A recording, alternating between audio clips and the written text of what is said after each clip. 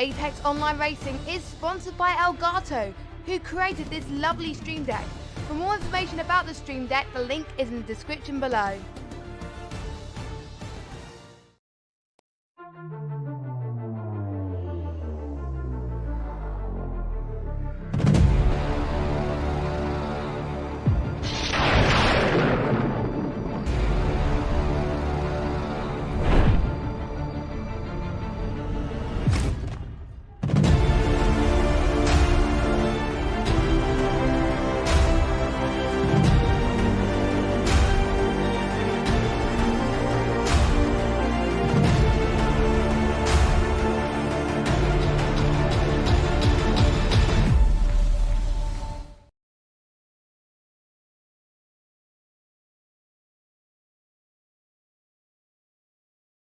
Hello everyone and welcome to Apex Online Racing Assetto Corsa Competizione GT3 action, tier number 1, round number 7. I am Fizzymon, not Rage or Saffzo, and I am covering for them today as Saffzo was unavailable and Rage's girlfriend is actually going into labor. So everyone keep your thoughts and prayers for them, and hopefully everything goes amazingly for them. But we have some very enticing action brewing for us today in Italy around Imola.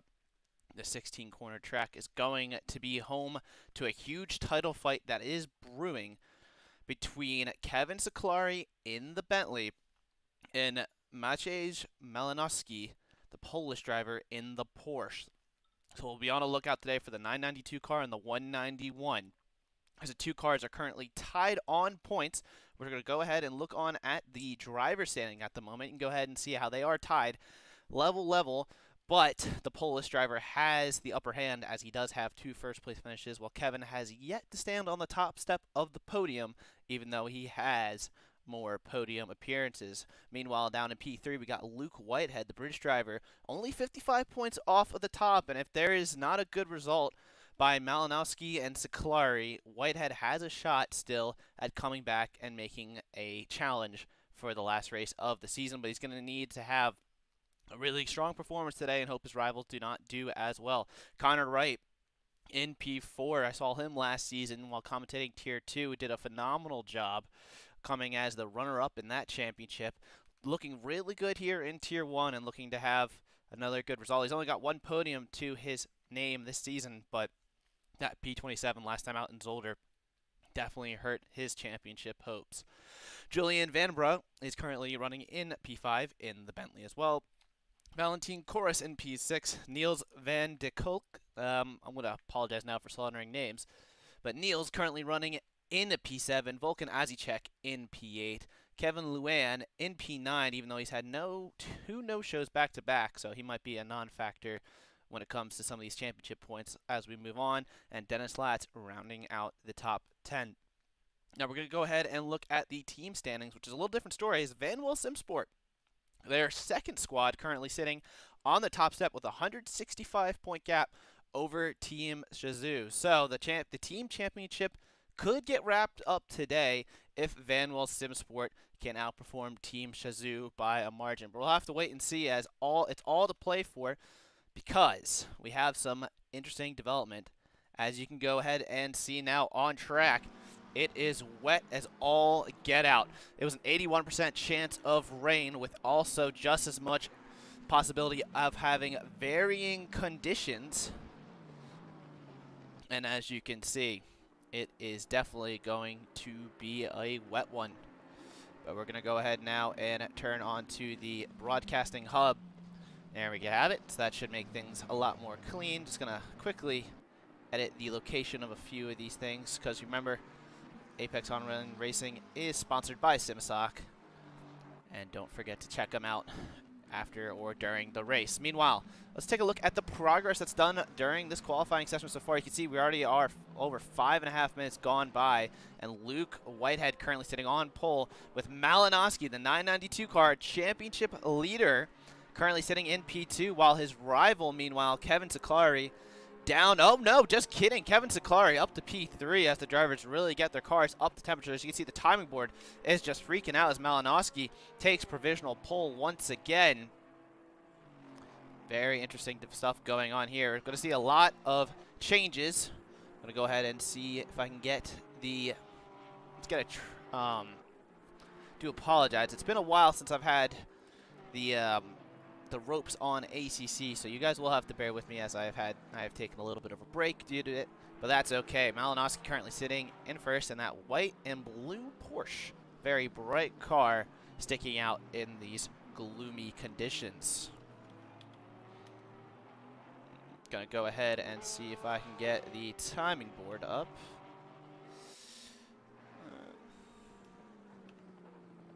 Alright, nevertheless, we'll go ahead. So right now, Malinowski will just read off with what I got, and we're just going to have to go from there. Malinowski currently sitting on pole with a 147.3. Connor Wright with a 147.5. A 2/10 gap between them. And that's unfortunate to hear, Hugo, in the chat that you're not able to race tonight, but hopefully we'll see you back next week. As we have a 24-car grid today. Not the largest we've had all season, but I'm sure these very brutal weather conditions will not... was definitely not enticing for any of the drivers. Right now we got Dominic Goals up in P3 in the Aston Martin, that also a white and a dark blue livery from Revolution Sim Racing. Goals currently up in third in the car. He's right off a second right now, behind Connor Wright by only a couple thousandths of a second. So close margins here that I'm trying to get the show on screen at the moment. Let's see if we can go ahead and hit this a couple times. Timetable. There's our overall timetable, but that's not really what we're looking for. We'll figure it out as we go along, as I get back into the rhythm of things. But meanwhile, Dennis Latz just jumped up to fourth with a 147.6, just ahead of Marlon Andrade. Latz in that black and lime green Aston Martin. A lot of Aston Martins doing very well around this track. Last season, actually when we were at Imola, at least in Tier 2, the Aston Martins dominated in the wet conditions. It's looking kind of like it's going to happen once again here today, but the Porsche Malinowski currently sitting on pole as he returned to the pit. Meanwhile, Connor Wright, though, currently improving for that Van Wall Sim Sport. He's currently improving on his lap right now, but he's only halfway through the middle sector. We'll keep an eye on this time. He's a 10th up, but he's still 2/10 off of pole. Malinowski currently a little untouchable at the moment. Meanwhile, a little farther down the order, Black Goldsaw improving by over half a second right now. He is our reigning champion. He's currently not set to go back-to-back on the titles this year. The Bentley not performing as well as he would like. But Black Goldsaw right now coming out of the final corner and on the run to the line. He's improving. Let's see how far up he can jump up the order. Goldsaw crosses the line and jumps up to P8. Not a bad lap by the former champion, but I'm sure he'd be looking to start up a little farther up the order. Let's take a look at who else is currently improving right now. Dennis Latz, currently on a lap that's improving by 0.3 of a second, coming out of the final corner right now. It's just flat out to the line. Can Latz have something to say? Can he disrupt the guys up front? Looks like his teammate Connor Wright up the road right now. Wright just improved, but his 0.6 of a second off of pole. Latz jumps up to third with a 147.3. So the two Van Wall Sim Sport cars doing a heck of a good job here in qualifying, currently in second and third position. But Malinowski still sitting on provisional pole with 5 minutes remaining. Just trying to see if I can go ahead and get these timing boards up. Not sure what it's doing to me here, but we're just gonna... very annoying, but that is what it is here today. Let's take a look at the order as it stands right now. Lewis Zelch up into P4 in the McLaren for Team Shazoo. Team Shazoo definitely looking to have a good outing today. They want to keep their team championship hopes alive, but it's going to rely a lot on Zelch here. As you can see, Andrade slots into third. But Zelch, one of the two Team Shazoo drivers. Andrade, also with Van Wall Sim Sport. If I had to guess, based off the championship standings, I believe Andrade is part of Sim Sport Team 1 in the McLaren. And then Team 2, the one that's currently higher up in the championship standings and leading the team championship, is Connor Wright and Dennis Latz, and that's just a guess based off of their overall points. So a lot to play for here today. A nice black and red liveried McLaren in the background there. Is that Niels? No, that is not Niels. That is, I believe, Jordan Sones. That is Jordan Sones. Yo, Voodoo, how's it going? Yes, here comes Sones right now, currently running in P12. How was Sones done this season? I'm gonna have to do a little bit of research on some of these drivers, as, like I said, I've been a little out of the box right now. Let's figure out how these guys are doing. So Jordan Sones right now, currently 64 points to the name, does not have a finish higher than 19th. And so Sones currently running in 13th right now, looking to get their best result on the season, but not on an improved lap right now, and now dropping to 15th. The rain is supposed to lighten up in 30 minutes time, but with 3 minutes left to go in the session, it's not looking likely that it's going to really help at the moment. But who else is on a good lap? Canna Beach. Well, Canna Beach is in the pits, so not really improving there. But Darren King currently up over 2/10 on his lap. Darren King was another title contender last season who's just not had the best of seasons this year. And that sometimes, you know, it's just the way that the cookie crumbles. Not able to start the first race of the season at Paul Ricard, but got off on the wrong foot and did not have some great results in a P30 and P20 afterwards. But Darren King looking to make a move, possibly make up a few positions here. He's improving by 2/10. That should put him just outside the top 10, but can King do anything else on this lap? Coming up to the line now, what does the number 38 Ferrari have? Crossing the line, and it is up to 14th. Not a bad lap, not a bad lap at all. Meanwhile, Niels in the McLaren also improving by 2/10 at this time, but he's a little farther back on his lap. A little farther down the order, Kevin Niels, the other driver dubbed as Niels in the grid, or Niles, in the Bentley, is improving by 6/10 of the lap, but his lap time of a 1:49.3 is not nearly as fast as the 1:47s we're seeing up towards the front.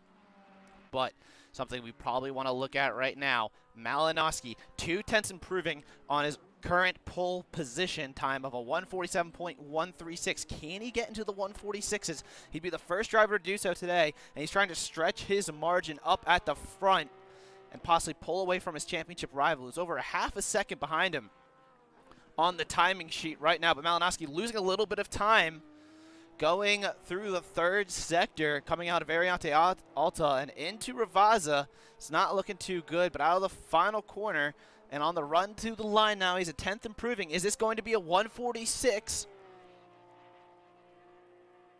Crosses the line, and no, it's a 1:47.007. Still a remarkable improvement.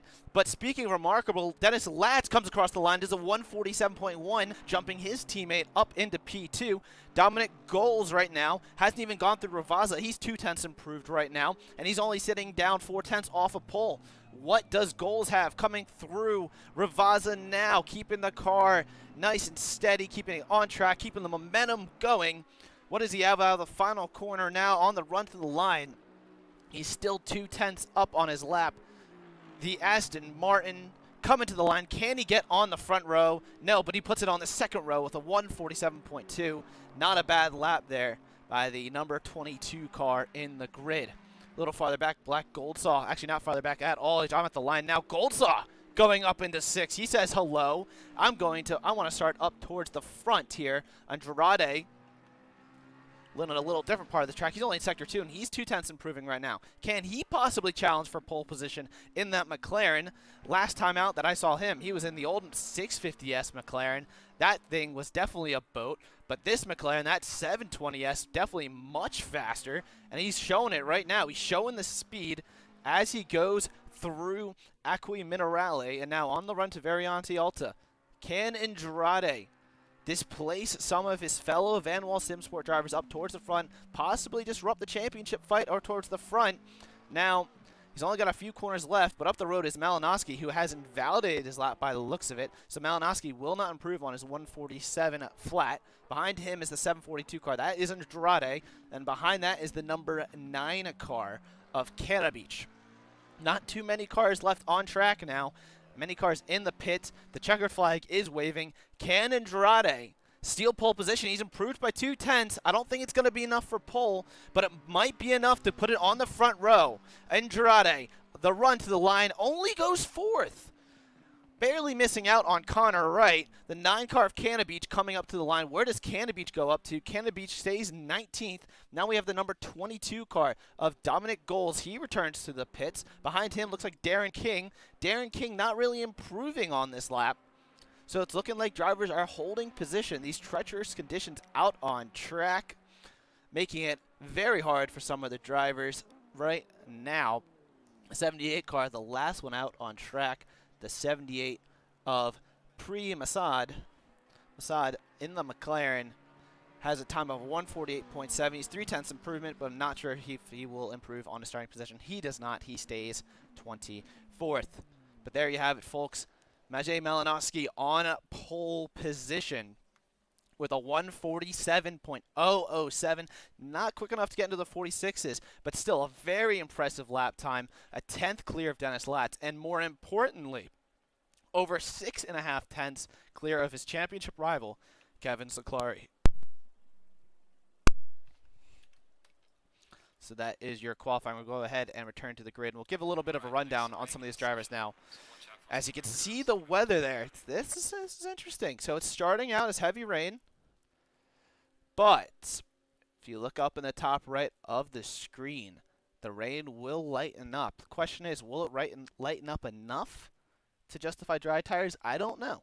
15 minutes time, heavy rain, but lightening up, I don't think is enough. But maybe towards the end of the race, we might see it become a greasy track and not a wet one. It's not a heavy wet or a torrential flooded track, but it is wet nonetheless. But now we're going to look through the grid right now. And we'll take a look. It'll take a little bit of a walkthrough through the drivers on the grid. I'm going to go to the helicam's not really going to be too nice for us today. Can we actually get a nice camera and go on board? We'll look at the drivers right now. I'm not sure if we'll be able to see much of a difference, but we'll do what we can for you folks. So we got Maciej Malinowski on a pole position. He is our current championship leader, the Polish driver, sitting with 444 points, 2 victories to his name, and his only non-top 5 result of the season was at Bathurst, where he only finished 18th. Sitting in P2 is Dennis Latz. Latz currently sitting in 10th in the championship standings. The German driver had a very good campaign last season in F2, competed for race victories, and now in Tier 1. He's had a pretty strong season. Does not have a podium to his name, though. His best finish is a P4, and now he's sitting on the front row looking to finally get on the podium, maybe even get on the top step. Who knows? We'll have to keep an eye on that. Connor Wright in P3 in the race and P4 in the championship standings after having a abysmal Zolder and definitely a race to forget after finishing 27th. Before that, he hadn't finished worse than 7th, so he was on track for having possibly a title, some title contention, but due to that performance at Zolder, he's kind of been sort of eliminated from that fight, but hey, he still would definitely want to step on the top step of that podium. Marlon Andrade, another Van Wall SimSport driver, sitting in a P4. The Brazilian driver, only in 17th in the championship standings. He doesn't have a finish better than 6th, which came out last time out at Zolder. But Andrade, looking to improve on that. He's definitely a very quick driver. He's done really well in the AOR Endurance Series, but he hasn't been able to put it all together here in Tier 1. But he's looking to change that today, sitting in P4 and on the second row. Behind him is Dominic Goals, the Aston Martin, that number 22 Aston Martin. Where is he in the championship? I did not see his name before at all, actually. Dominic, where are you at? Dominic, he's sitting in P12, the German driver. He's one of the first drivers I didn't get to mention. So he does have a podium to his name. That was at Bathurst, a very impressive P3 at Bathurst. He does have a P9 at Laguna Seca as well. Other than that, he's had an up and down season. He's got DNF to his name and 2 outside top 20 finishes. But Gold sitting in 5th, looking to definitely have probably go for one of his best results of the season, or maybe even matching that podium at Bathurst. Black Goldsaw, our reigning champion in Tier 1, currently sitting in 6th. Goldsaw has definitely not had as good of a season as one would think. I mean, he did have the win at Zolder, but he had a no-show at Bathurst, but he did not finish at Laguna Seca. He finished 23rd at Spain, and he only cracked the top 10 once more earlier on in the season in race 2 at Donington. So Goldsaw not having his best of seasons, especially not when you compare to last season. But Goldsaw currently sitting in 6th, primed, maybe trying to go 2 for 2 here, depending on how his Bentley can deal with the rain. 10 seconds. And now we're going to go switch back over. Let's get a little bit better view. Let's look at these cars. Not only, so that way we can not only, you know, see the drivers, but let's see what their cars look like, you know, show off these liveries, you know, behind the trees. Luka Vitalic in P7 in the number 29 Porsche. Luka currently sitting in 14th. Another driver who's had a pretty good AOR ACC career, but not having the best of seasons. He only has one top 10 to his name this season. That was a P4 out in Donington. All the other races have been up and down for him. Luka currently starting in 7th, looking to have his second top 10 of the season, maybe even better. Luke Whitehead, who did not hit drive. Oh, it's heartbreak. Luke Whitehead did not hit drive. And so he will be starting from the pit lane. And I just remembered that we only are doing a short formation lap, so I got to hurry this up a little bit.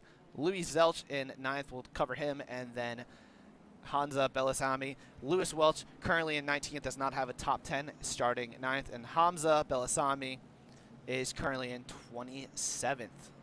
So there we have it, folks. That is our top 10 and a little bit of background. I apologize, couldn't get to more of the grid, but we are about to go green and underway here at Imola in the pouring range. One of the top 10 drivers, Luke Whitehead, forgetting to hit start. It's going to be a long one, 90 minutes long. The drivers are up to the line, and we're waiting for the lights to go out, with Malinowski leading the way. Green, green, green, go, go, go! They are off here. The Porsche gets a very good launch off the line as per the car, but there are the Van Wel Simsport cars, all using each other's toe. There's a lot of spray getting kicked up going into turn number 1. Heavy braking. Malinowski retains the lead, and it looks like Marlon Andrade up to P2. Had a fantastic start, jumped both of the Aston Martins, who dropped to P3 and P4. Dominic Goals now holding 5th position, with it looks like Luka Vitalic in 6th.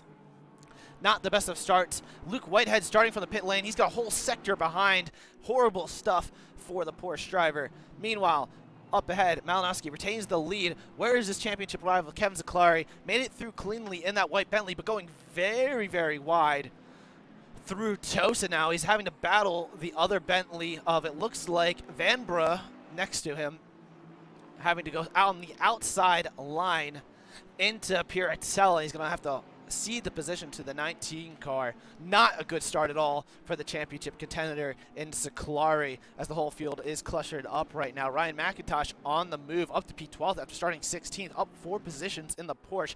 His car's looking much better than it did in qualifying in the wet conditions. So we got a little bit of battling up towards the front, perhaps.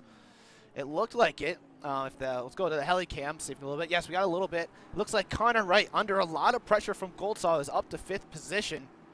Goldsaw on the move right now, trying to pick off another driver. Got a car off in the back. It's the 68 car of Nico Ull. Ull off the track in his Honda. It looks like the 8 car was off as well, Samir Foch. The two of them were near each other on track. Not sure what happened there. There was a 3rd car involved. We're not sure who that is. Whoever's battling Samir Foch right now, and that is the number 10 car. So 3 cars going off. Kieran Prendergast, maybe not going off per se, but having to avoid the incident. So it's a horrible start for those 3 cars. And now Luke Whitehead all the way in the back trying to rope them in. Meanwhile, oh, we have a car off. That's Andrade. Marlon Andrade goes off in turn 1 and 2. Andrade, who had such a good start, was up in the 2nd. Now holding up the cars as he had to regain his footing, get back on the track. He's going to drop down the order. He's under pressure from the 2 McLarens of Zelch and Van de Kolk. And there you can see Andrade holding them off both. Ooh, a little bit of contact from Niels and Zelch in the background. Looks like Zelch is going to be the one who's going to have the inside line for the next quarter. He got shoved a little bit wide by Niels, but Zelch holding the inside line, going side by side in the wet, and now on the run to Piratella.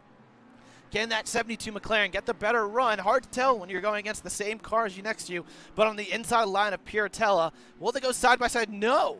Niels hangs it around the outside, keeps the position, but goes a little wide. That's going to leave the door open for Zelch. Oh, a little bit of contact on the exit, and into Acqui Minerale. Niels saves it, but Zelch maintains the position, gets P9. They fall off from Andrade a little bit, but for the most part, some interesting racing going on as Zelch in P9 and Niels down in P10. Up towards the front, Dennis Latz holding 2nd, trying to run down Malinowski. Goldsaw still on that rear diffuser of Connor Wright. Goldsaw looking very racy so far, but it doesn't look like the Bentley has the best of straight line speed to really clear that Aston Martin. Let's go ahead and ride on board with him now. You can see there is our, from the front camera, you can see just all the rain coming down onto the circuit right now. Goldsaw so close to Connor right now, barely a car between the two of them now, on the run all the way down to turn number 1. Across the line, it's a very long straight considering, but Goldsaw is going to be able to brake late enough. No, that Aston Martin's so good under the brakes. It's going to be really hard if Goldsaw wants to clear Connor Wright up ahead and get into the top 3 and keep moving up the road. But he might have to consider an undercut, which is going to be a lot harder to do with how the rain is looking without you're supposed to lighten up.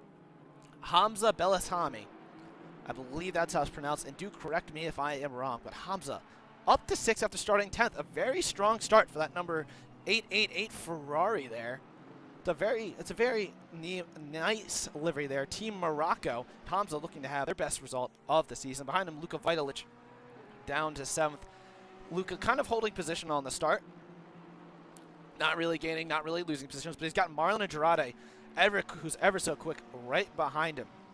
Meanwhile, down the order, let's keep an eye on this guy, Kevin Siclari in the 191 Bentley. Like we said going into it, he is currently the other driver vying for the Drivers' Championship, but the Bentley not looking too good around the track. He's not looking as good as Black Goldsaw is in his Bentley. And the Racing Line Motorsport car stuck in 13th and under a lot of pressure from, well, not too much pressure, but he's kind of just stuck. Canna Beach behind him and Siclari behind McIntosh. Let's go a little bit farther down the order. Dejan Milicic, I remember commentating over him in the 999 Mercedes. The Mercedes probably not the best car to use in these conditions, that's for sure, but I'm sure Milicic giving it his all in that very bright green liveried Mercedes. Let's go back up towards the front though. Goldsaw, he made the move on Connor Wright. Let's see if we can go ahead and get a rewind on that overtake. You can see there he had it. He had it on the exit of, it looked like, on the exit of Variante Alta. So not sure what happened to Connor Wright there, but Black Goldsaw moving up a position, up into 3rd place. Connor Wright down to P number 4. Interesting things going on. Connor Wright, though, looked very racy behind Goldsaw, but as of right now, it's all Goldsaw moving up the order after starting in 6th. One of a few drivers currently on the move. Oh, and there's Connor Wright. It looks like he went off. No, that's not Connor Wright. That's Dennis Latz. What just happened to Latz there? We're going to go rewind that once again. Latz completely losing the rear end through Variante Tamburello. Had to be very cautious to not really put it into the wall. But he's going to lose several positions now, dropping behind Goldsaw, Wright, and Goals. Latz down to 5th. Drivers, it seems like P2 is just not the place you want to be.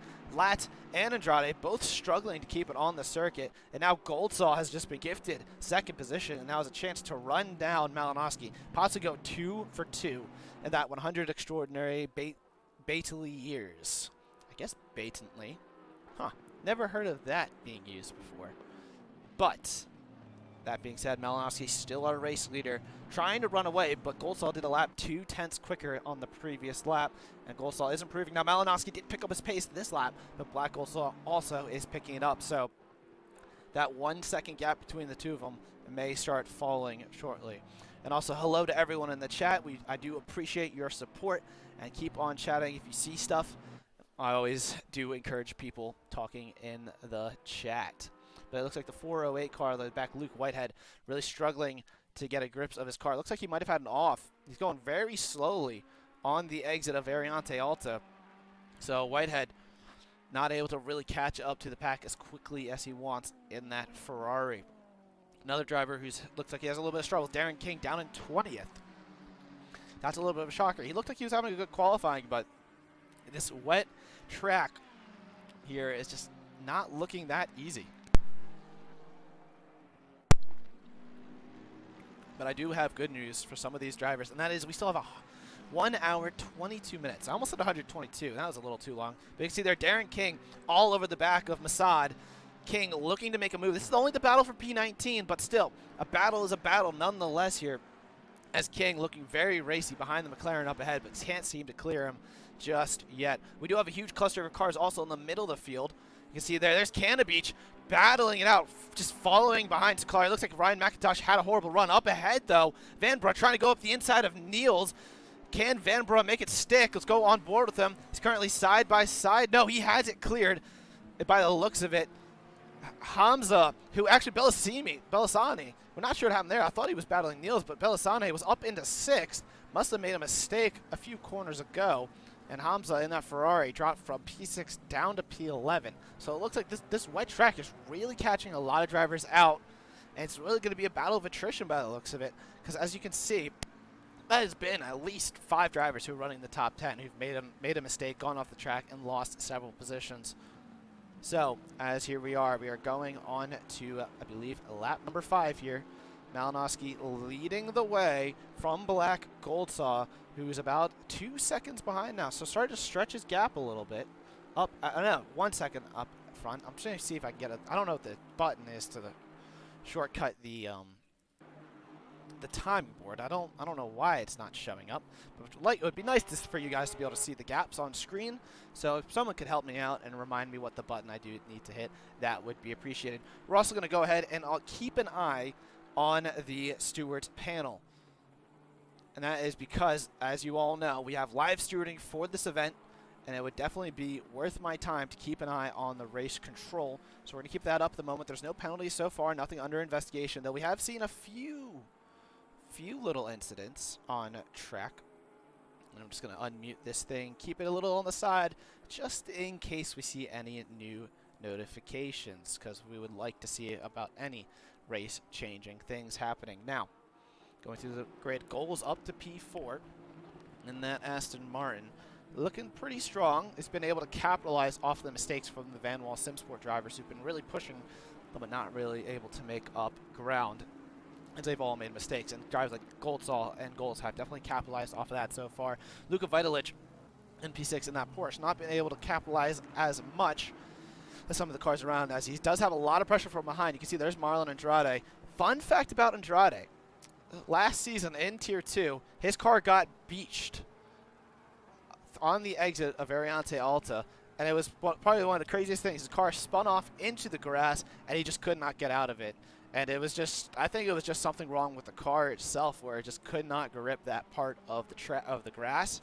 But he straight was stuck, and he had to tow the car. It was heartbreaking because he was having a good race. Now, this time around, Andrade had an amazing start, made a mistake, dropped down the order, and is currently running in 7th position. Andrade really gaining, he's really gaining a lot on Vitalic. Will he go for the move going into turn 1? Goes to the outside. Vitalic hugging the inside line.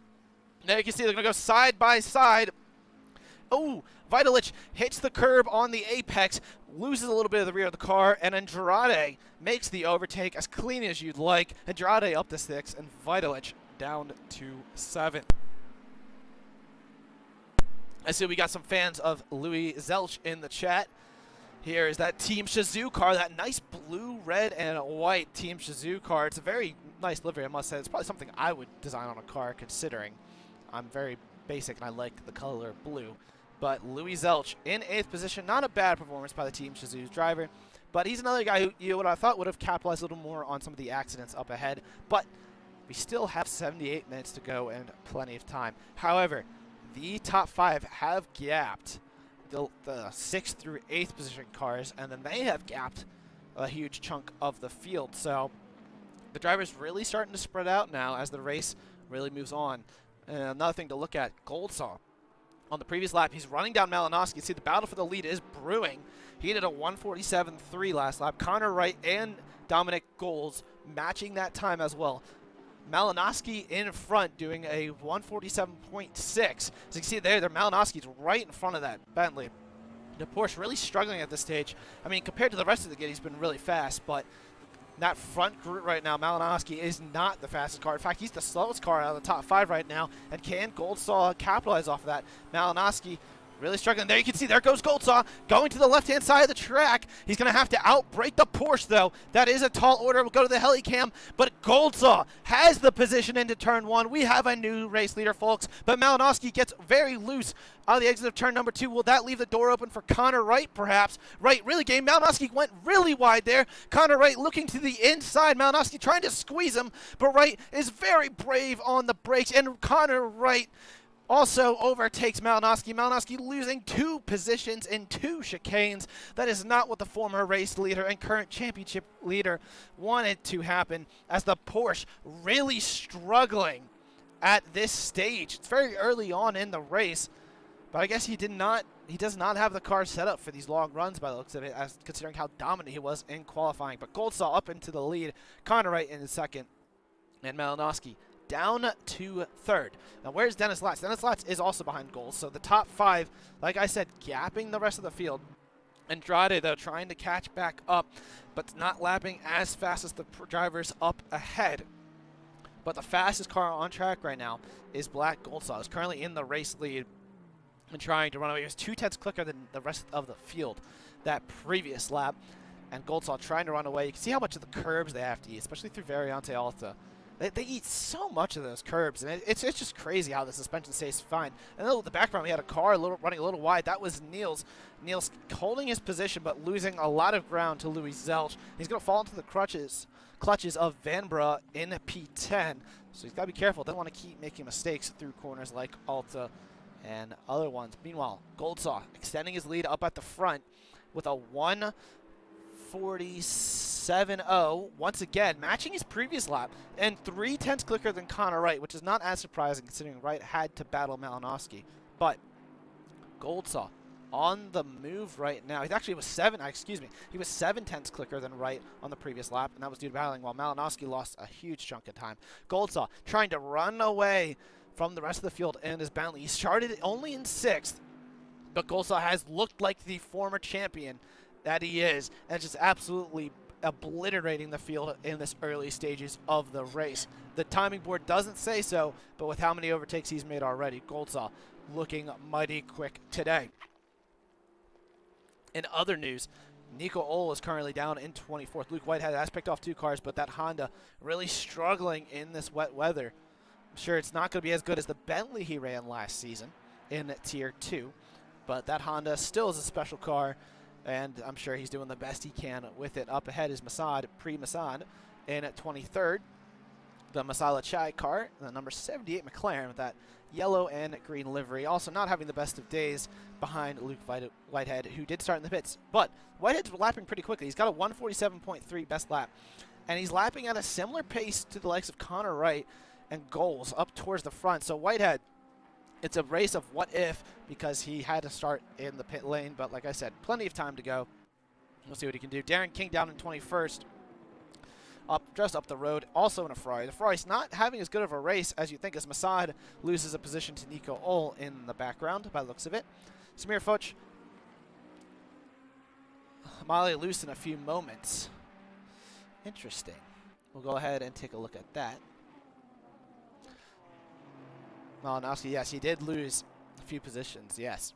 He is also currently falling off of Wright and Goldsaw. Now, Wright, another fun fact from that Tier 2 race last season that was wet around this track, won the race. So we got Goldsaw, the former champion and current driver who's on an insane hot streak right now, battling a driver that really loves this track for the lead, but Goldsaw trying to pull away from Wright, but not good enough on the previous lap as Wright reeled him in by 3/10 previously. So we do have the battle for the race win is still on, even though Goldsaw has been the class of the field. Meanwhile, Malinowski's kind of like a moving chicane right now. He was a second slower.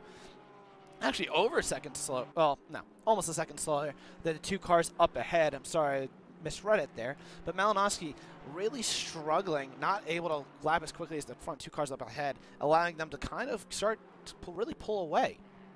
Speaking of pull away, Marlon Andrade was not able to do that on Luka Vitalic, but he got back around him. So the 2 of them really battling it out. Luka Vitalic was up ahead. Andrade just retaking the position in that last sector alone. The 2 drivers battling it out 4-6. But you can just see how big that gap is. It's about a 5-second gap between Latz and Andrade.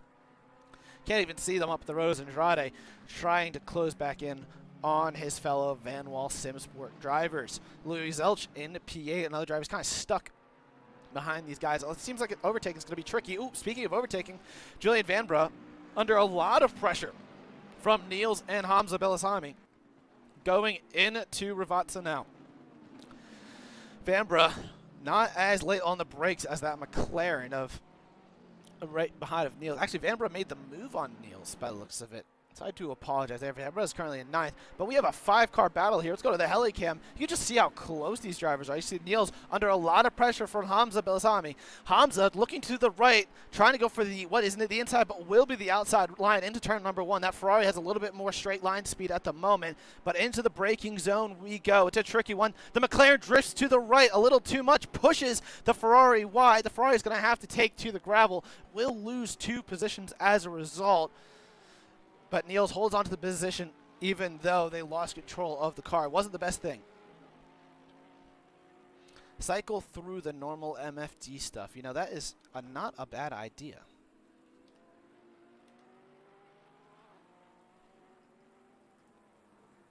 Question is, what was the button that I used to use for that on this thing? Just going to go ahead and just going to keep trying to figure it out.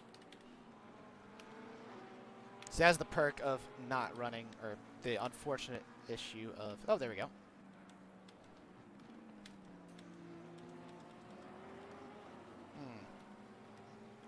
So that normally does work. So normally that would work. Not sure why it's not giving me the timing delta. But you can see there, Saklari, a little upset with Niels. Niels really struggling at this moment. You can see he just lost the rear end. Vanbroek actually is pulled away from him up ahead. And you can see Saklari, who's trying to battle for a championship here, is stuck behind the McLaren. But yeah, by default, it should have the timing door. So not sure what's going on there with my game. I think it's just me probably just not being the brightest person in the booth. But we'll figure it out soon enough, I'm sure. I do have stuff set to keybind, so that might be able to figure something out. But meanwhile, let's go on board with Kevin Saklari in the Bentley. He's right on that rear wing of Niels. He's flashing because he knows he's much quicker than the McLaren. The McLaren's only holding him up. Niels has a championship to think about, though, so he can't really make any rash decisions. He's going to go late on the brakes, though, and going to go up the inside of Niels. That is Kevin Saklari into the top 10 in his number 191 Bentley. That is Niels dropping down to 11th. Saklari on the move, looking to really get a lot of pace out of that Bentley. The rain has continually been lightening up.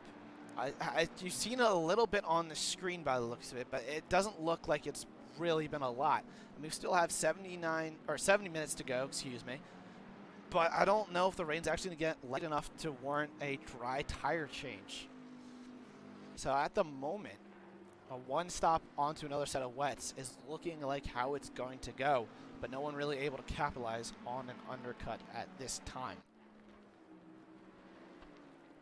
Let's go back and look at the battle for P6. Andrade still holding off from Luka Vitalic, but the two of them have gapped Louis Zelch. So I guess once these two drivers stopped battling, they've really got, really started to have some pace here. Andrade and Vitalic both lapping at the same pace as Malinowski up ahead, who's actually starting to drop Dennis Latz. Latz struggling a little bit up the road, but there's also a nice big 6-second gap between P5 and P6. So even though Latz has struggled on the previous lap, he's not really lost time to the cars behind the top 5 really holding station at this moment. We'll go a little bit through the order as well, give some other drivers some screen time. Let's go back. Let's go to Jordan Soanes, currently in 16th in that black and red McLaren. A little bit of damage on the front left part of that splitter. Not sure what happened there. Maybe a little bit of contact with another car. Not 100% there. You see Karen Prendergast looking a little rough on the front as well. But this race is really a race of attrition. You can just see how big the gaps are on the mini-map on the right-hand side of the screen. You can see how the field is really spread out. The race leader currently going through Toza, while the rear end of the field only crossing the finish line right now. So, very interesting stuff. I thought we saw briefly a yellow flag in Toza, actually, with the top 5, but it looked like that was just a misunderstanding. Anyways, we have not lost anyone yet today, though. That is good news. All 24 drivers are still driving on, with Luke Whitehead up to 20th and in this little cluster of cars we're keeping an eye on right now. We also have a little bit closer running between Canada Beach, Niels, and Hamza. These guys were really close before when Hamza was pressuring Niels, but now Hamza is at the back after getting pushed wide. Do we have any updates from the stewards panel? We do not. And I just realized I was not in the commentary box. So yes, I will be there for post-race interviews in case anyone was wondering. So we're just going to write that off as just me being silly.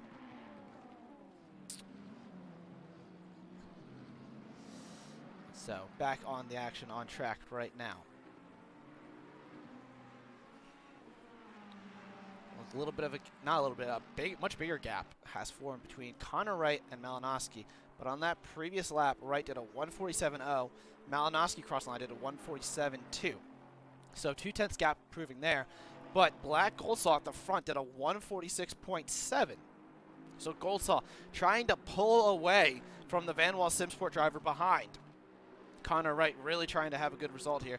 Goldsaw trying to get a second win on the season, go 2 for 2 in the last 2 races. The 2 of them pulling away from our current championship leader, who's under a lot of pressure from Dominic Goals. It's the battle for the final podium spot today. Goals really trying to find a way around this Porsche. He's just riding that rear wing. He also did a 1:46.9. He's one of only 2 drivers to do, well, 3 actually. Connor Wright did one on a previous lap, but only 3 drivers have done a sub 1:47 second, 1 minute 47 second lap. Goals being the 3rd one doing it that previous lap, so he has the pace to run with Connor Wright and possibly even Black Goldsaw, but you can't do that if you're stuck behind a Porsche. And you can just see how close he is. He's not really getting held up per se by Malinowski, but the fact that Connor Wright is starting to disappear up ahead is really not going to help Goals' progress. As you can see in the braking zone, really able to brake much later than that Porsche, but losing the rear end on the exit of corners like Variante Alta there will not help your progress. So Goals doing everything he can, braking very late, but just not able to really capitalize off some of the corners where Malinowski is really struggling like Variante Alta there. And he also has to be careful because he does have lats not too far behind in that another Aston Martin. So a little bit of a battle here. We got the 888 car who was off through Variante Alta. That's Hamza Belhassani, or Belhassani. I'm gonna work on Hamza's last name, so I do apologize. But Hamza down into 15th behind Ryan McIntosh. Had an off at Variante Alta. Brief yellow flag in that portion of the track, but they were able to keep going, and as a result, only lost a few positions. Not sure if that was caused by a mistake or whatnot, but Hamza losing 7 seconds due to that tussle. So the field really spreading out now. Very surprising, but a little farther behind. It looks like Alex Torregrossa is under a lot of threat from Luke Whitehead. Whitehead going to the inside into turn number 1. Torregrossa leaving just enough space. Whitehead, though, getting really loose in between corners there, but he has the position. Alex Torregrossa dropping behind Luke Whitehead and dropping down to 19th. Whitehead up into P18 as he marches through the field. He is definitely a driver to watch, Luke Whitehead is. He's made up 6 positions after starting a whole sector behind the rest of the field due to starting in the pit lane, I believe due to his own doing. I mean, it just seemed like he just didn't hit drive, which is unfortunate, but it is what it is. And so Whitehead up into 18th. We have a car off. That's the 411 car of Kevin Niels. What happened to the Bentley there? It looks like he's got a little bit of front end damage, probably more so than you'd think. A little bit of bodywork damage. That front hood of the car a little elevated a little bit. Not sure if he had an off with Masson, but he was off through that second chicane of Variante Villeneuve. So not sure what happened there. Speaking of what's happening, Andrade under a lot of pressure. In fact, Andrade's behind Luca Whitehead again. Or Luka Vitalic, excuse me. Wrong Luke. But Vitalic currently through and ahead of Andrade, but for how long? These 2 drivers have been battling it out all race long. And that's a 5-second penalty for car number 9. Car number 9 is Canna Beach. There's actually a total of 10 seconds, as you can see there. Andrade throws a dummy since the stewards do not have the ability to give 2 5-second time penalties. And we do have a little bit of update from race control. Contact between cars involving cars 72, 88 on lap 1, turn number 4. That is Black Goldsaw, our current race leader, and the 72 car of Louis Zelch. No further action. I'm going to go ahead and change one setting real fast. Okay. We also have more penalties coming in. Car contact between 9 and 10. That's Canna Beach. And the 10 car of Kieran Prendergast. That's the 10-second time penalty. We have a 15-second time penalty for car 68. That is Nico Ull on car number 8. And that is Simir Foch for causing a moderate collision. Contact between cars 47 and 72.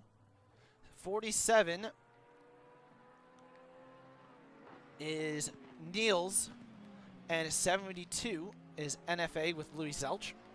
Cars 38 and 19, no further action. 5-second time penalty for car 38 with an incident with car 78. So that is Darren King with Priya Masad. Karen King gets a 5-second time penalty. And another 5-second time penalty for car 78. Priya Masad for not holding the brakes and causing a collision. So that is your penalty update.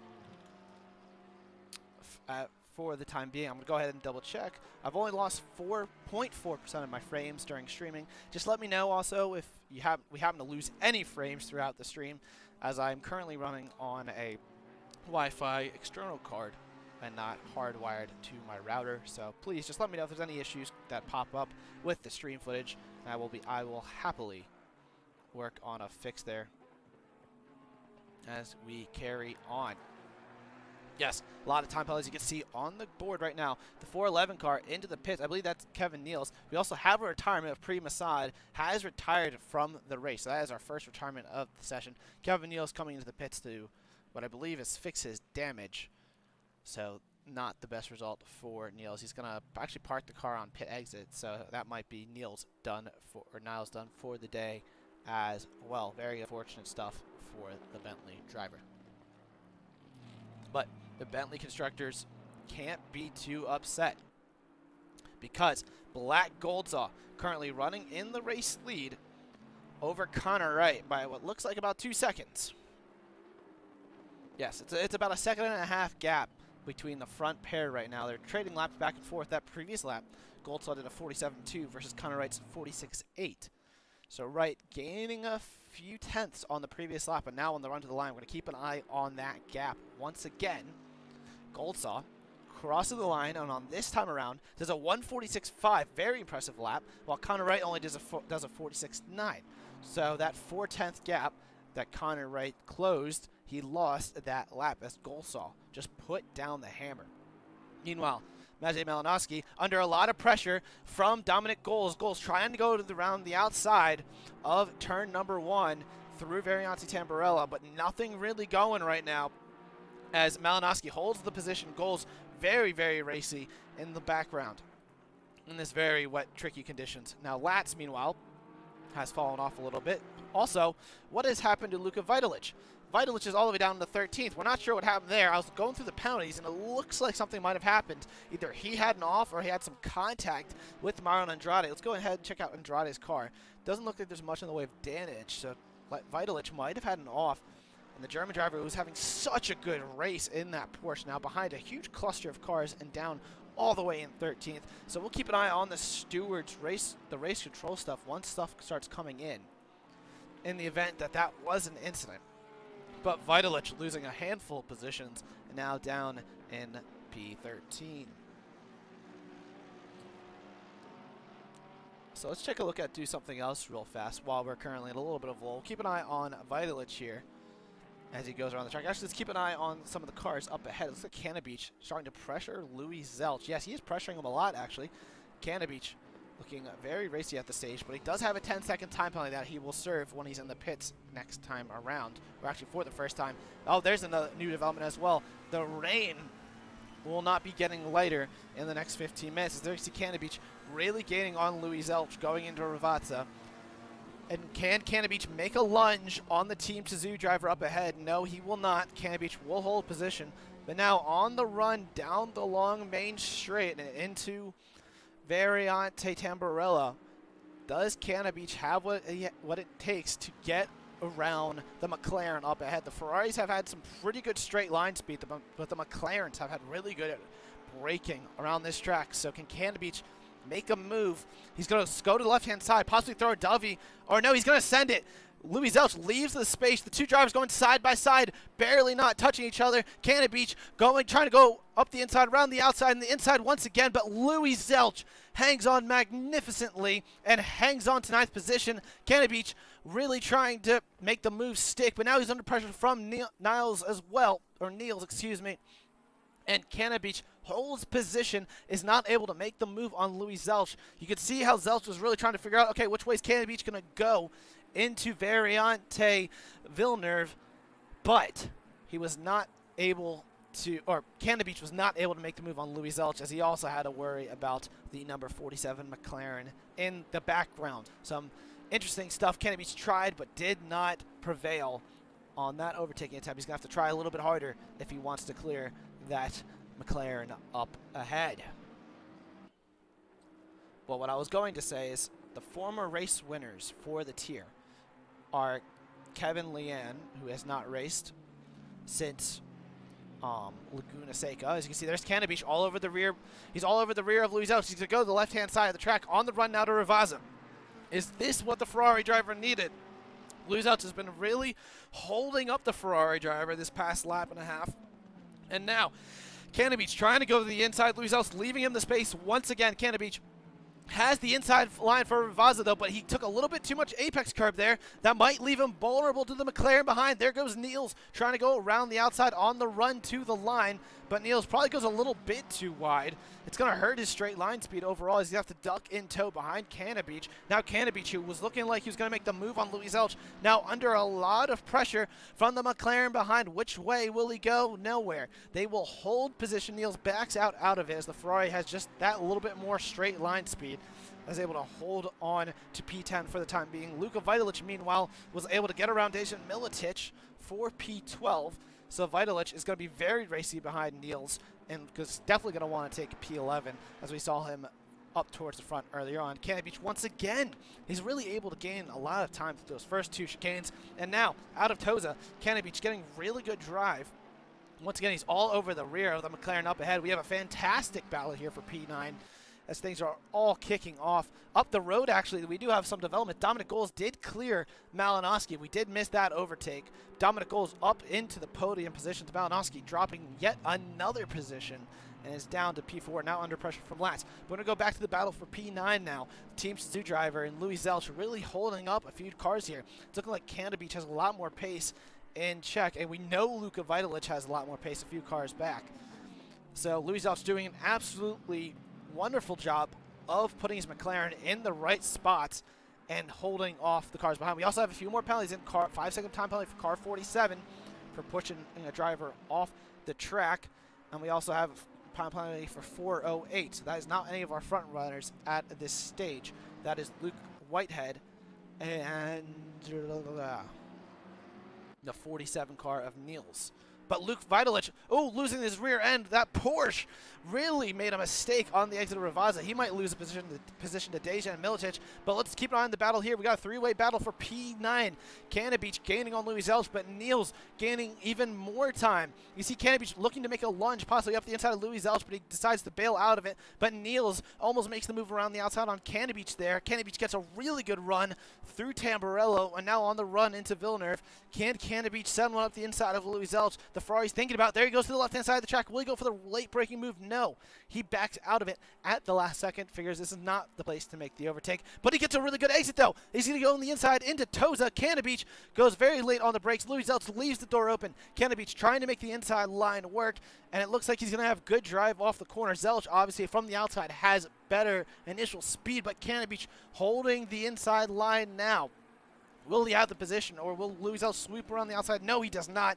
Cannabeach steals the position. Oh, but Cannabeach goes wide, losing the rear end in the exit curve. Louis Zelch tries to come back at him, but instead Niels looking to go around the outside into Acqui Minerale. Goes very wide. That opens the door for Dejan Militic. Wow, Louis Zelch losing several positions there, trying to hold on and regain his position. Cannabeach up to 9th, Niels up to 10th. Louis Zelch, meanwhile, all the way down into 12th behind Dejan Militic. Militic able to capitalize off of the not even carnage, the mayhem up ahead. And Dejan Militic up to 11th. Louis Zelch losing 3 positions in about twice as many of corners, down into 12th. Meanwhile, up towards the front, Connor Wright and Black Goldsaw have absolutely run away from the rest of the field. The two drivers putting on an absolute clinic at the front of the field.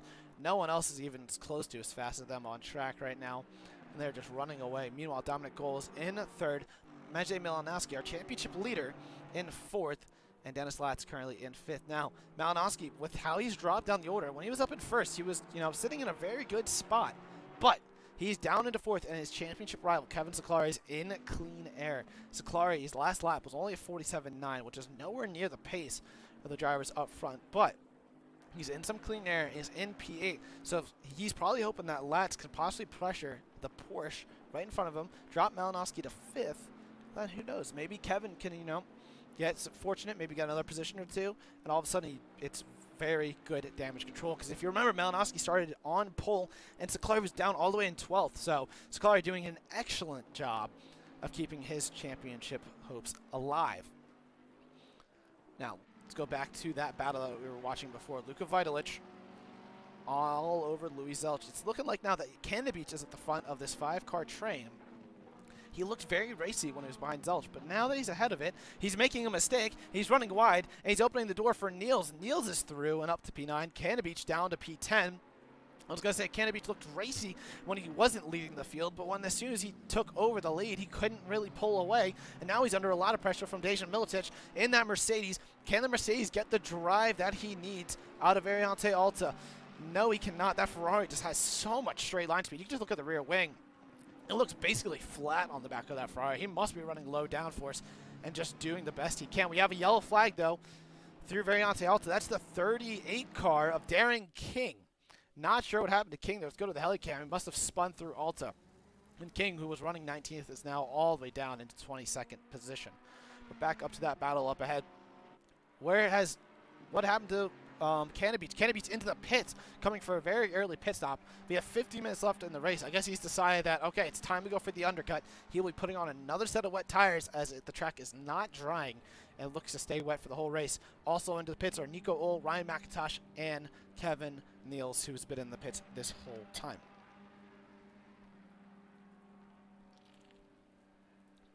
Now the question is, will this start to spring a chain reaction of drivers into the pits? We're not sure. We'll keep an eye on it. Here is Marlon Andrade, currently running in some clean air. Brazilian running by himself at the moment, trying to close in on his fellow Van Wall Simsport drivers, but he still has a ways to go. 6 seconds behind the cars up ahead. Behind him, Julian Vanbrugh. We haven't talked about him for a bit since he's also been in clean air. Vanbrugh doing a very good job for Team Shizou. Team Shizou running in 7th and 11th right now, really trying to keep their championship hopes alive. However, the question is, will it be enough with the two Van Wall Simsport number 2 cars up towards the front in the top 5? I believe that is both. I'm going to confirm something right now. If I go to the Van Wall Simsport 2, we're going to confirm, make sure that, yes, so Simsport 2 is Latz and Wright. So the two drivers currently sitting in 2nd and 5th. Will definitely pick up a lot more points than Team Shizou, so that could split curtains on the team championship battle. But we'll have to keep an eye on that. See a few cars coming out of the pits now. Coming out a lap down, however, that is because they took the early pit stop. Canada Beach coming out behind the front two, and Ryan McIntosh and Nico Ohl a little farther back. You can see there's Nico Ohl coming out right in front of Vanbrugh and in front of the two of them. So got a battle here for 21st between Nico Ohl and, well, no. Is it Nico Ohl? No, yes. Ryan McIntosh and Nico Ohl. The two of them swapping positions on exit of the pits. McIntosh under some pressure from the Honda behind. This would be interesting stuff. Two completely different cars battling it out right in front of P7. This could become important later on. We also have a few more cars into the pits, and Louis Zelch and Jordan Sones. Sones we haven't talked about as much, currently on a career best, well, on track for a career best, now in 19th because of the early pit stop, but they should probably feed out about in 15th, 16th, which would definitely be the best of their season so far. Louis Zelch into the pits, trying to make the undercut work on his rivals. He was in a huge cluster, and he's hoping to make the undercut work and possibly clear the few cars that he lost positions to due to all that battling. Now, interesting, look where he's coming out now. He's getting moving, and you can just see how far behind Golsaw is. And then Canada Beach, who came out behind, he was battling Canada Beach. He's going to come out miles ahead of Canada Beach. So not sure. Well, Canada Beach had the penalty. I did forget about that. Good point. But Cannon Beach had the time penalty. He's going to lose a boatload of time. As you can see, here comes Goldsaw crossing the line. The question is, when will our race leaders pit, and will Connor Wright try to pull the undercut? No one in the top 5 has decided to pull the trigger and pit just yet. The top 7, actually the top 8, all staying out. No one reacting to the pit stops from the cars behind everyone, staying out, going long, possibly waiting to pit till 30 minutes to go, using as much fuel as possible. Refueling is allowed, and there are no mandatory pit stops. So the Bentley up front, Goldsaw could stay out. There is, if I'm correct, there's no mandatory pit stop, period. And so the Bentley, with as fuel efficient as it is, he could make this on a no stop. It would be risky, but it would not be shocking. And if anyone can do it, it would be our defending champion, Black Goldsaw. So we'll have to keep an eye on what he decides to do. No real changes through the grid so far. Let's go ahead and look at Luka Vitalic, currently losing a little bit of time to Jason Milicic, and Niels up ahead. Vitalic not responding to the cars that were pitted around him in Cannon Beach. And Zelch. But Zelch got 30-second stop-go time penalty. That is news. Zelch sped in the pit. Oh, it's heartbreak for Team Shazoo, who was trying to keep their Constructors' Championships hopes alive. Zelch will have to serve that penalty, and he picked up a stop-go penalty from speeding in the pits. We did not get that from the stewards panel, and usually those penalties do not get cleared. So that's heartbreak for the number 72 McLaren. He will have to come in and serve that. His race is going to go from good to bad to ugly really quickly. Heartbreak for Team Shazoo. That will basically guarantee that Vanderbilt Simsport Team number 2 will win the Constructors' Championship this race, but that does not affect the Drivers' Championship at this time. Speaking of the Drivers' Championship, there's Dennis Latz. Malinowski, he's in the pit. No, Malinowski's in the pit. Latz has really lost a lot of time to Malinowski. Not sure what happened there. On that previous lap, Latz matched Malinowski, but Malinowski was half a second slower than the 3 cars up ahead. Dominic Gold starting to match the front 3. Luka Vitalic, meanwhile, in the pits reacting finally to Cannon Beach and Louis Zelch, who pitted earlier. But like we said, Zelch has to come in and serve that stop-go penalty. So he will be a non-factor in the battle for the top 10 at this stage. But Malinowski, I find his team name funny. I'm a disconnect in a sec. That would be really heartbreaking if he did from P4 with his championship rival running in 8th. So hopefully that does not happen. But I must say, that is a pretty funny team name he's got going on there. And definitely some good stuff. Now, let's figure out what other action we got on the grid right now. Car 68, Nico Ohl has gotten around Ryan McIntosh. It was only the battle for 19th, but you have to consider the fact that a lot of these cars have not pitted, so they might be able to get a few positions with this early pit stop. You can see the rain is also set to increase in 15 minutes time, so that certainly means that this will be a full wet race here in Tier 1 around Imola. So there will be no dry running here today, and so that early pit stop could provide a nice undercut. We'll have to keep an eye on that as well. But all up into 19th. Has anyone up front pitted? No, not yet. The 29 car of Luka Vitalic leaving the pits now, coming out with our race leaders, but well ahead of cars that he was battling in the form of Cannon Beach. You can see there's Cannon Beach actually under pressure from Malinowski. Malinowski's probably a little upset right now that he's got a lapped car, you know, who has pitted, but he is in 4th, you know, trying to get back on the podium as Cannon Beach cedes the position there to the current championship leader.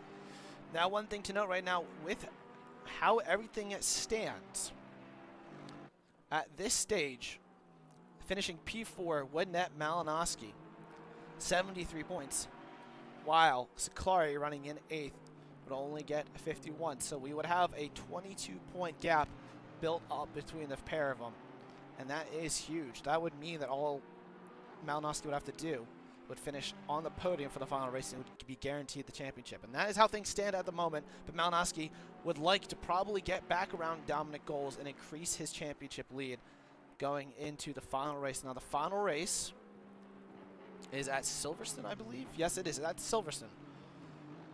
So that should make things interesting. Personally am not sure how the Bentley and the Porsche do around that track. I know the Porsche is, you know, it's a pretty good car all around. And the Bentley is too, but I do not know which car would technically have the upper hand around that track. You see Malinowski starting to really rope back in goals. Goals only did a 47.3 that last lap, while Malinowski did a 47.0. As he's all over that rear wing of the Aston Martin up ahead, looking really racy here now. 50 minutes into the race so far. Question is, when will the leaders pit? Not this time around. Definitely interesting to see when or if these guys will come in and pit. So definitely will spice things up. Luke Whitehead, meanwhile, is actually up into 11th. He has not pitted yet in that Ferrari. The Ferraris, I am pretty sure they cannot do the whole race on one full tank of gas. But Whitehead currently into the pits now. He's got a 5-second time penalty to serve. Having a very nice recovery drive, though. We'll see what he can do after the pit stage and where he comes out. But good job to the Ferrari driver so far as he continues his trek through the field.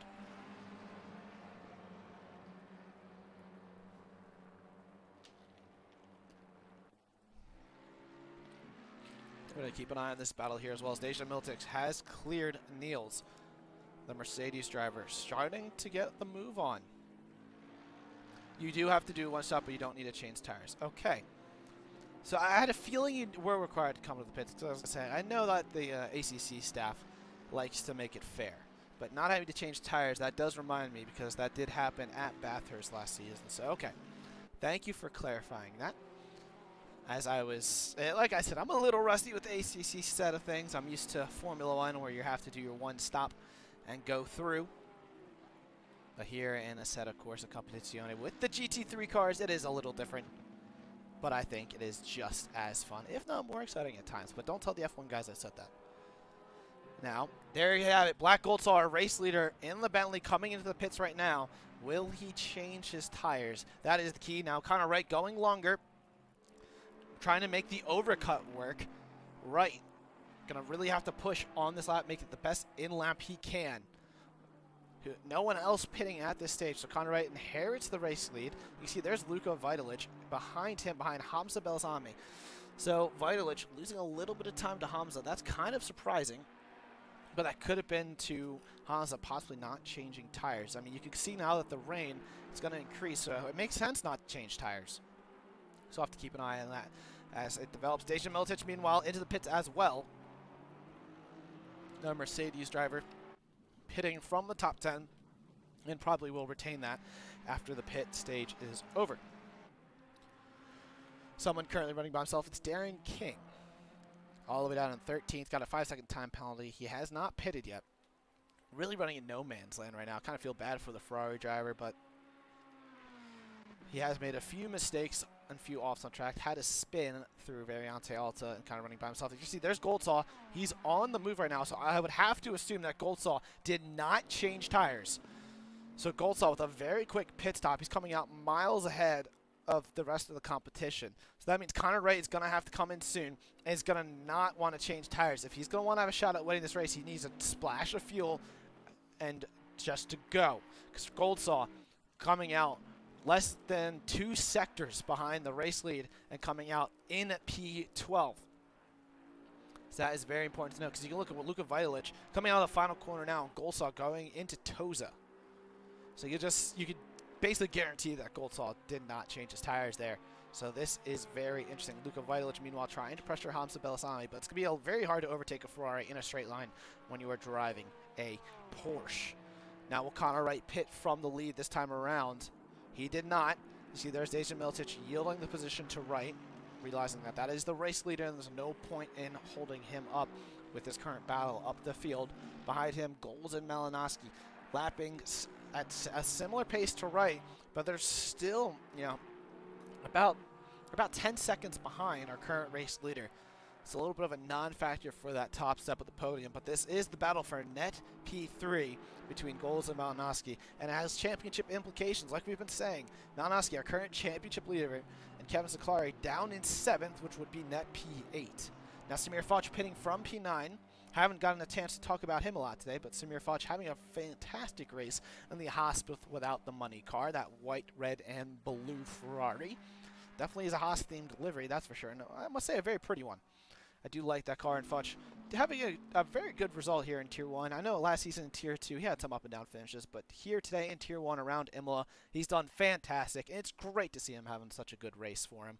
And now he's got 36.5 minutes to go. We'll see what he can do going forward, as he definitely, pretty sure he definitely, yes, did not change tires. That was a mighty quick pit stop. But speaking of pits, Connor Wright, the last lap, 146.7. Goldsaw has not crossed the line yet, but Goldsaw only did a 2:39. So that's not really telling. But we'll keep an eye on what Goldsaw's pace is as he crosses the line once again, since he must have had an early pit stall. Connor Wright, 46.6 this lap. You can see, there you go. There's Samir Futch lapping him. Futch coming out into some clear air behind the race leader. He's actually coming out ahead of Dejan Miltic. So it looks like the likes of Dejan Miltic pitted. Actually, Dejan's back into the pits once again. What has happened to the Mercedes driver? He already came in and pitted. We already saw that. But did he not put in enough fuel or something in the car? Either way, Dejan Miltic was running in the top 10, and it's looking like his day has just gone horribly downhill as he comes back into the pits once again. It is heartbreak for the Mercedes driver. Meanwhile, no one else in the top 7 have pitted. That was the top drivers from 2nd to 8th. No one has pitted just yet. Connor Wright lapping at a 146.6. Goldsaw, meanwhile, still has not crossed the line on this lap. So, really not sure what kind of lap time he is doing. But it's looking like he's gotten similar pace to Connor Wright at this stage of this race. No new time penalties to report at the moment as Goldsaw crossed the line. So here's what we want to know. We want to know what Goldsaw's pace is down in P11. It's a 46.9. So Wright currently a little faster than Goldsaw, trying to make the overcut work. He's doing a good job so far, but he needs more. And I'm sure he's praying. His Dejan Miltic's got a stop-go time penalty. Oh, the Mercedes driver, we came into the pits for a second time around, and we'll have to return for a third time due to the stop-go penalty. It is just heartbreak for the Mercedes team. That is truly horrible. Meanwhile, a couple things to update. Louis Zelch has retired from the race, so if Connor Wright and his teammate Dennis Lotz finish the race, that will guarantee Van Wall Sim Sport team number 2 their Constructors Championship. Heartbreak for Team Shizou here today in Italy, but it is glory for the Van Wall Sim Sport team. Now, Team Shizou still is in a very good position to wrap up second out of the 11 teams, so definitely do not count them out in that running. And they are having a great performance from the driver, Julian Van Brugge, currently running in 6th in that Bentley, doing a very good job keeping Kevin Scolari behind. But Scolari looking very racy behind him. On that last lap, Van Brugge did a 147.1. Scolari 147.0. So he's slowly reeling in the fellow Bentley up ahead as these drivers all going very long into the stint, while Goldsaw came in early for an early pit stop. Meanwhile, Connor Wright still lapping faster than Goldsaw on those old tires. He's running on a lower tank of fuel, which definitely helps him. So really taking advantage of the low fuel in that car. Not much else battling going on track right now. The field is really spread out. You got Nico Ohl, who's once again behind Ryan McIntosh. Not sure what happened there. The Drip Ganassi racing car and that all-white Honda really pressuring that Porsche once again, but Ryan McIntosh putting on a stern defense now that he got back through once again in his Porsche. They also have Jordan Sones not too far behind to the battle for 18th position. About to be a three-way car battle, you know, and Nico Ohl putting all the pressure on, or you can say all the pressure, you know, I'll take that one very much, on Ryan McIntosh up ahead. Little elsewhere on the grid, the number 8 car of Samir Futch, currently the head of a several car train in Hamza Belzami and Luka Vitalic. So Samir Futch going for that stop, did not change tires, and has come out ahead of Hamza and Luka Vitalic. Well, meanwhile, Vitalic definitely changed tires because he lost some ground on the cars that he was battling. He fell into a different group, but there you can see there's Belzami looking to make the move on Futch, but cannot make anything happen. You have to be a lot closer if you want to make a move going into that first chicane. And on that time around, that 888 Ferrari, not close enough. He's looking very racy, though, for that Team Morocco car behind Samir Futch. This is for P13 and what could possibly be a top 10 spot. So there are a few cars up ahead that are not have pitted. Now, meanwhile, they are about 40 seconds behind Goldsaw, who is our current net race leader. So it's not like they're battling for high up in the top 10, but it's still, every position matters. And right now, Samir Foch doing a great job in his Ferrari to hold off another Ferrari behind. Up towards the front, though, no one biting and taking pits just yet. Connor Wright, Goals, and Malinowski all staying out. Wright doing a 46.9 last lap. Goals a 46.6. Goldsaw also a 46.6. So Wright and Goldsaw going back and forth with quicker lap times right now. So no one really gaining or losing time to the others. You can see there's Hamza losing a lot of time through Variante Alta. That's going to leave him under threat from Luka Vitalic. Can Vitalic get the drive in that Porsche? It's going to be very hard to out straight line a Ferrari when you're in a Porsche, but Vitalic not able to make it work. He's going to really have to capitalize off of mistakes like that. And on that time around, he did not capitalize off of that mistake. And Vitalic is going to have to settle behind the Ferrari up ahead once again.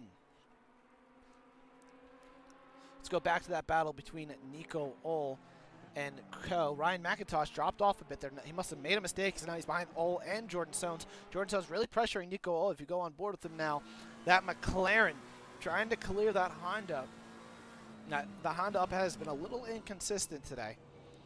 So I'm sure Jordan's trying to make the move stick on Nico Ohl. Both cars getting squirmy on the exit of Variante Alta. And this slowly increasing rainy conditions. Now going into Ravazza right now. McLaren able to brake much later than the Honda, almost running into the back of the Honda there in the braking zone. Nico Ohl doing everything he can. Hold on to the position. Going a little wide, though, touching the gravel. That's going to leave the door open for Joan Saints, who gets an absolutely rocket launch out of the final corner. Now crossing the line. They're going to go side by side down the front straight. That number 23 McLaren trying to go around the outside down the straight has a much better straight line speed. And that is P18 for the McLaren. The Honda trying to go up the inside, going into Tamburello. But the McLaren of Jordan Sones up into 18th and down into 19th is Nico Ohl.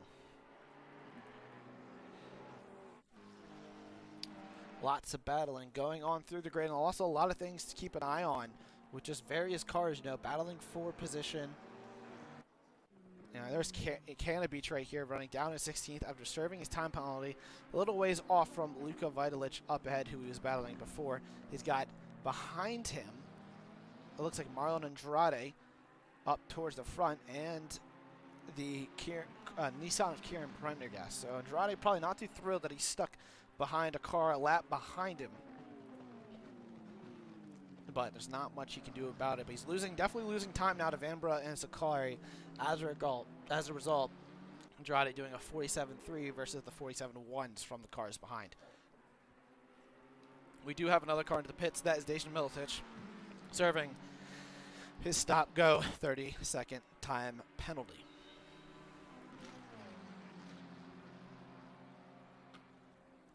We're going to go back to the action with Nico Ohl. He's holding up a little bit of train here. You can see that is the McLaren of, I believe, Torregrossa running in P9. Kind of just hanging with this cluster of cars. Not able to get around them per se, but Torregrossa having a pretty good race so far in the Ferrari. Currently running in 9th position. Has not pitted just yet. I mean, he hasn't been the fastest car out on track. His best lap time's only a 47.5. But he's consistently doing that. And if you're consistent and you keep it on track, you'll capitalize. And that is exactly what Torregrossa is doing. He's doing a pretty good job in it today in the Unique Point Racing Team Ferrari. Up the road is Niels, who we talked about a little bit before. He was in a few battles. He's got a 5-second time penalty to his name that he will have to serve once he comes into the pits. But a lot of these cars going really long into the race, maybe hoping that the track will dry up. But as you can see right now on our radar, it's going to be wet for the next 15 minutes, and it's basically guaranteed to be wet for the rest of the race. These drivers really trying to go long, stretch these tires out, stretch these stints out, depending on if they even go onto a new set of tires, and try to make their last run on as little fuel as possible. So definitely some interesting stuff. Connor Wright, meanwhile, still our current race leader, has not pitted. Did a 46.7 last lap, so almost only a 10th off of his fastest lap this time. 2 tenths quicker than Goldsaw's last lap. So, right, doing everything he can to win this race. Behind him is Dominic Goals. You see the rain. It says it's heavy rain. In some angles, it doesn't look that heavy. But if you go ahead and ride on board with our race leader, you can just see it's still coming down a lot. He's got his windshield wiper going like crazy as he navigates around the track. A little bit of a dry line is forming, but like I said, it is still very much a wet track. And this track will definitely not be drying as he drives off the racing line to keep those tires nice and cool. Malinowski, meanwhile, is behind a huge train of cars, all getting blue flags. That is that train that we saw before of Luka Vitalic, Samir Foch, and Hamza Belzani. So that is the battle for 12th that Dominic Goals has come up on. And you can see up ahead, let's go on board with Malinowski. You can see now that Foch under a lot of pressure for Hamza Belzani up ahead. We're going to actually go ahead and take a look at that battle. Hamza trying to make the move on Foch. Luka Vitalic yielding. Malinowski looking, just trying to make the move for third position. And Hamza Belzani not able to make the move on Foch. Malinowski, going for the move for net third position. He's getting a good drive out of Alta. But that Porsche does not have the straight line speed that the other cars around it have. He can go pretty deep under braking, but it is not deep enough at this time. We're going to actually keep an eye on this huge cluster now. So we got some nice racing. This will actually bring back in Dennis Latz into the picture as well. Malinowski gets a really good run, though, out of Ravazza, and he's going to go around the outside of Dominic Goals down the straight, but does Goals have an answer? That Aston Martin's definitely going to have a lot more straight line speed. There you can see him. He's gaining and starting to pull back ahead of Malinowski, but now into the braking zone of Tamburella. That Aston Martin trying to stay ahead, and yes, he does. Malinowski feeds back in behind, so even though he got such a better run out of Ravazza, there's just nothing you can do in a straight line compared to any other car. When you're in the Porsche, you just do not have the straight line speed, and as a result, Malinowski is going to have to settle back into third position, net P4 and off the podium, which is definitely what his championship rival, Kevin Seclari, wants to hear down the order. And there you can see Dennis Latz trying to come back into this cluster, but there goes yielding is Hamza Belzani. Might put him under pressure, though, from Luka Vitalic if he doesn't feed in properly. But it looks like he'll be safe for now. Malinowski all over that rear bumper of the car up ahead. Dominic Goals maybe struggling a little bit at this stage. He did a 47.9 combination of the fact that they're dealing with traffic and, maybe some older tires. Not working as well as he'd hoped. But with 24 minutes left to go, it's still all to play for. A lot of drivers have not pitted. The whole top 10 have not pitted at all.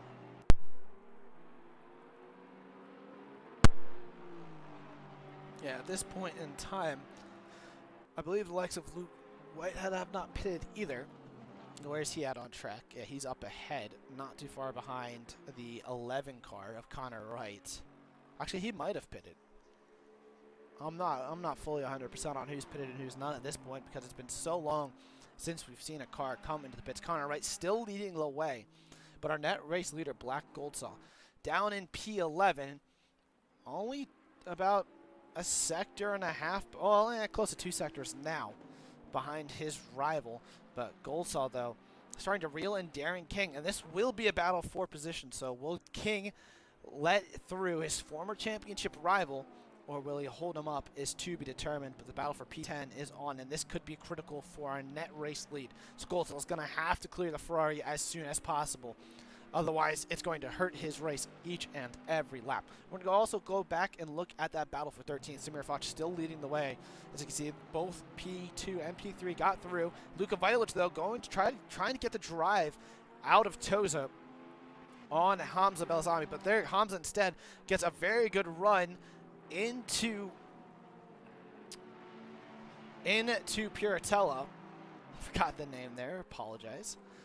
But through Puritella, nothing brewing. Luka Vitalic, though, all over that rear bumper of the Ferrari up ahead. This is the battle for 13th with Foch at the lead. Up ahead is the battle for second, net P3. And there you can see Vitalic trying to go around the outside, but does not have the straight line speed to make the move into Variante Alta at this stage. Connor Wright coming through Ravazza now. Will he pit this time around? 22 minutes left. A lot of these guys still need to pit, like we've been saying, and it's a matter of when do they pit, not if, a matter of when. And Connor Wright stays out for another lap. Luka Vitalic yielding to P4 and Dennis Latz as a lot of these cars up front going long. Meanwhile, Dominic Gold still holding off Malinowski. So one of these drivers is probably going to go for the undercut to make the move. 21 minutes left to go. And we're going to have rain the rest of the way by the looks of it. Goals just has so much more straight line speed than the Porsche behind. And that's certainly going to help his staunch defense. Now Dennis Latz is into the pits, and so is Julian Vanbrugh.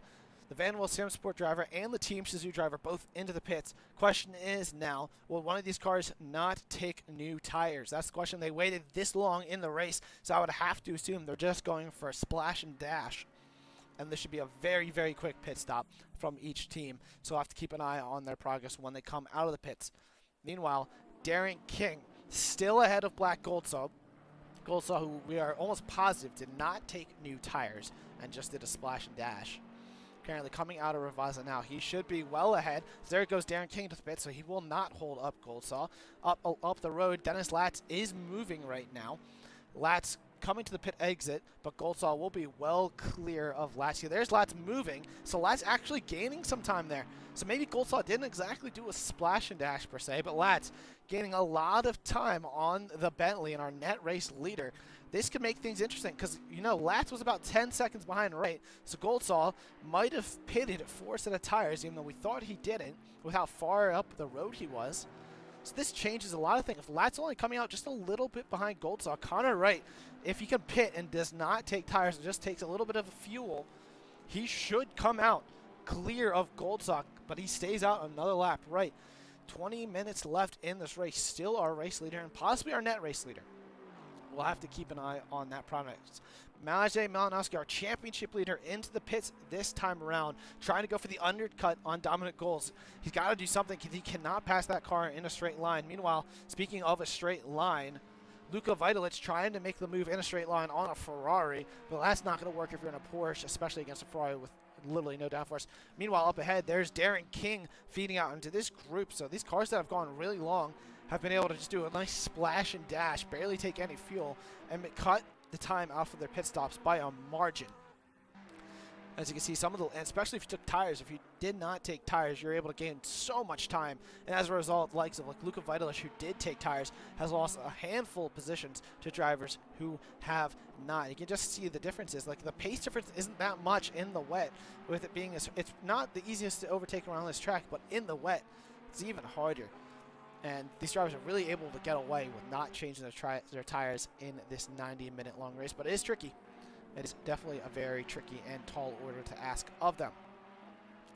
Now, one thing to note with Dennis Latz, he's crossed the line now, and he's only 4 seconds behind Black Goldsaw.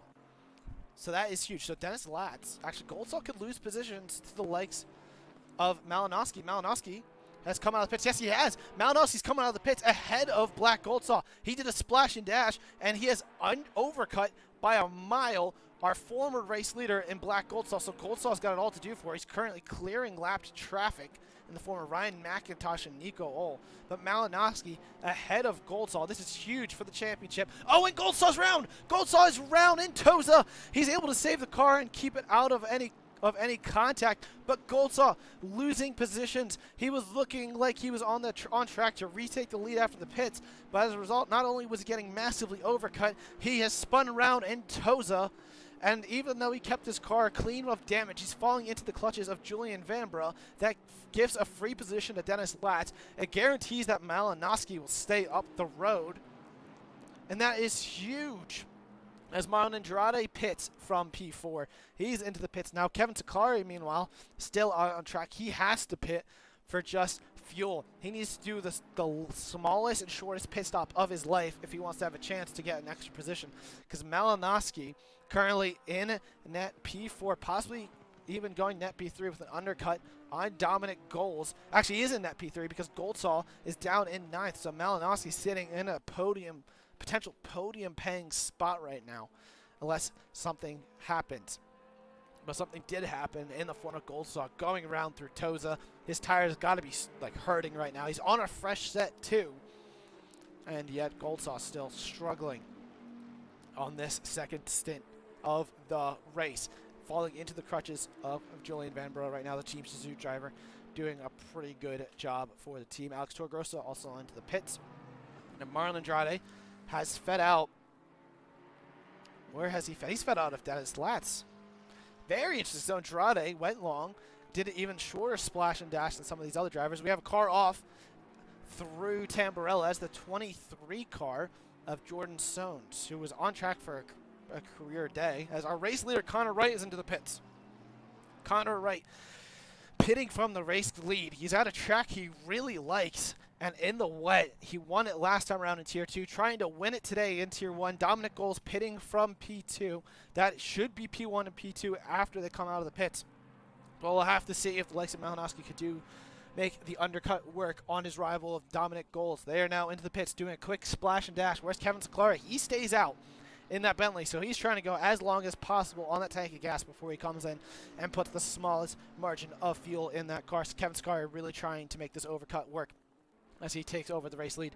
Niels van de Kolk also out on track, staying out, not pitting. He will take P2, but once he comes to the pits, will probably drop possibly inside the top 10. Luke Whitehead, who did pit, I believe that is correct, running P10. So after starting over a sector behind and from the pits, has recovered up into the top 10. So congratulations to Whitehead on this magnificent recovery drive, but it was a race of what if, as he was supposed to start in the top 10.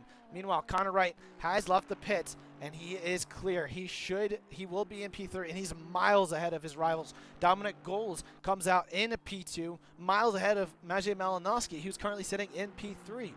So how about them apples?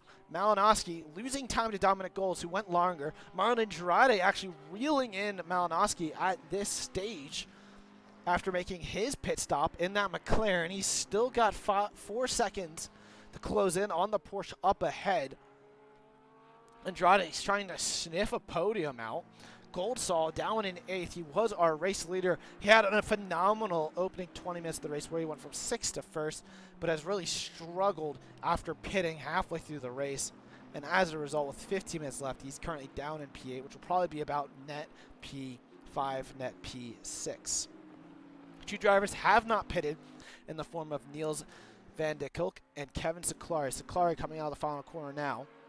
He stays out for another lap. He is currently tied for the championship lead. Now, he has to pit, so you can't just say that he'll be our lone championship leader. But he's trying to do the best he can to damage limitate the performance that Maciej Malinowski has done, who's currently in net P3, while Seclara will probably feed out, hopefully for his sake, in the top 5, but probably around where Goldsaw is, down in what would be net P6, P7. A lot of demonstration as there goes Niels into the pits. One of the final 2 drivers to have to make the mandatory pit stop. He has the 5-second time penalty to his name, so it'll be a little bit longer of a stop than he'd like. But this man, Connor Wright, currently in the net race lead. A British driver has put on a phenomenal performance. Not only we'll see one of 2 dominant cars in the first stint, since then he's been so fast and just so consistent, keeping his car out of trouble. And he's just absolutely dominated the field today. Connor Wright on track for his first race win of the season. Now, it's funny. We mentioned how he had a shot at the championships going into the previous race, going into Zolder, but he had a horrible performance, which basically all but eliminated him from a potential championship run. But he does have a chance to at least get back into 3rd and jump Luke Whitehead, who is currently down only in 10th. So there's a 52-point gap between the 2 of them, but he would be able to close up a margin on that, and he would have his first win of the season. He would actually be our 6th different race winner of the season. So how about that? 6 winners, 7 races, with Maciej Malinowski the only driver to win 2 races on the season. Speaking of Malinowski, currently running in net P3, hasn't really lost time to Andrade. Hasn't really pulled away from him either, though. So kind of holding his own in 3rd position in that Porsche, kind of showing the pace that he had in qualifying, but it's not been enough. He did not have the outright pace to hold the lead early on. That Porsche just does not have the pace in a straight line. You make one small mistake coming out of a traction zone en route to a long straight, and you're just going to fall victim to any other car on this grid. Kevin Seclari still out on track, still in the race lead, his championship rival, but Seclari has not pitted. He's going to have to come in for that quick splash and dash at the end, doing everything he can for his championship hopes as they go to Silverstone for that final race. So as much as Seclari would love to get a race win on his belt here, he does have to pit, and Connor Wright will inherit the race lead once Seclari does come into the pits. But a good recovery drive for an Andrade, who we saw was losing touch to the front 5 after making the mistake on lap 2. He jumped up to second off the line, but on lap 2 went wide, actually a little before where he was at, going through Tamborelli, went wide, dropped down to 6, was battling Luka Vitalic, who's now down in 14th a lot. Now Andrade, not too far off of a podium, but with 11 minutes to go, it's not looking likely that he's going to be able to catch and clear our current championship leader. But a lot of stuff has unfolded in these final stages of the race. We have 21 cars left on the grid. Our retirements, well, we actually technically have 20.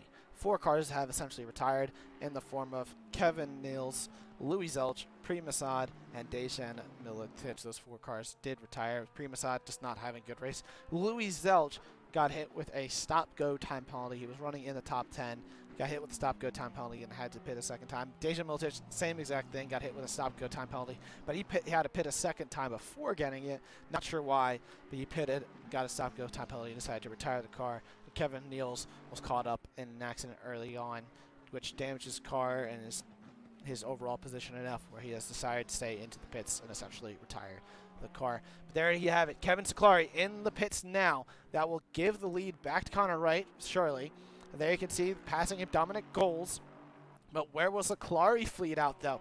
This is going to be important. You can see there goes Malinowski. Here comes Andrade. Andrade's going to pass the pit exit. He will have the position. Where's Dennis Latz? Latz under pressure from Goldsaw. There goes Seclari. So Seclari's going to come out in 7th position. Possibly 8th. Vanbrugh trying to go to the inside. The Team Shizou driver. Not close enough. But here's Seclari, though. 10 minutes to go. Basically 6 laps, 5 and change laps to go. Seclari currently running in 7th position. He sees 5th and 6th. He needs to clear the 2 cars ahead if he wants to have a shot at really having the best damage control from this race. His championship rival currently running in 3rd. Seclari been having to work his way through the field. Started down 12th. Has not had the best pace today.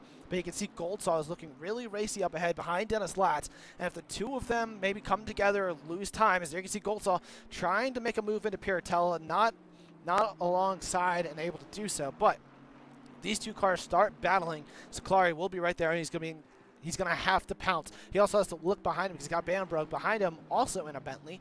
3 Bentleys running 6th through 8th right now. Very good results for 3 of the 4 Bentleys on the grid. And there you can see Goldsaw all over that rear bumper of Latz. He's going to go to the inside, possibly go to the right-hand side, going in to Variante Alta, but he backs out of it. Latz goes very, very deep, hops the curb. Goldsaw trying to get a good exit on the way to Ravazzi. He will have the better exit, and Goldsaw is through and up into 5th position, recovering a little bit after a spin through Toza. That will close the gap between Seclari and Latz, however. Latz falling down a little bit, struggling in the closing stages. We'll go on board with Seclari. See now, a 4-car battle for P5 right now. Goldsaw sitting in the driver's seat. He's been one of the fastest cars out on the field today, even though he has struggled a little bit through the second stint. Go to the helicam, in fact. You can see, though, there's the thing. Kevin Seclari under a lot of pressure from the Team Shizou driver behind. There's a 5-second time penalty for Ryan McIntosh, who's down in 19th position. But there goes Vanbrugh. Vanbrugh trying to go up the inside of one of the championship protagonists. Kevin Seclari turns in, but he has to go to the escape road. And Seclari retains the position. Vanbrugh certainly won't be too happy. It kind of looked like a combination of Seclari turning in on Vanbrugh, but also Vanbrugh turning in too late. So take that as you will.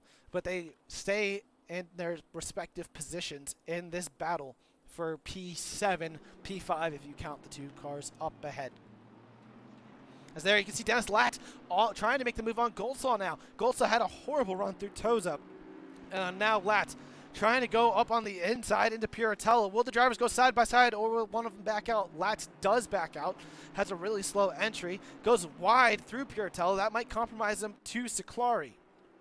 Seclari now trying to make something happen. He's all on that rear bumper. Goldsaw goes very deep through Acqui Minerale. That will leave him under pressure from Lat once again. Golsaw really struggling in the last 3 minutes of the race. Like we said, he's been one of the faster cars out there, but you can just see, look how close. This is Latz actually looking at Saklari. Latz gets a horrible run, and there it goes Saklari and possibly Vanbrugh. Vanbrugh basically pushing the fellow Bentley on the run to Ravazza. Will they go 3 wide into the corner? No, they will not. Vanbrugh thinks better of it. Latz tries to break around the outside and later than Saklari. Saklari leaving Latz just enough room there on the outside. There goes Goldsaw off ahead. Latz gets pushed wide by Vanbrugh. Latz losing 2 positions in as many corners. He's going to try to see if he can have better straight line speed than one of the 2 Bentleys, but Latz really struggling at this stage, losing a handful of positions in the last lap and a half. But there he comes. He's on that rear bumper of Vanbrugh. Will he go for the move into Tamburello? He's going to go to the right-hand side. Vanbrugh takes the inside line. Latz trying to go around the outside, but he does not have the run, and Latz cedes the position. Vanbrugh up to P7. Latz down to P8. Kevin Saklari, more importantly, up into 6th.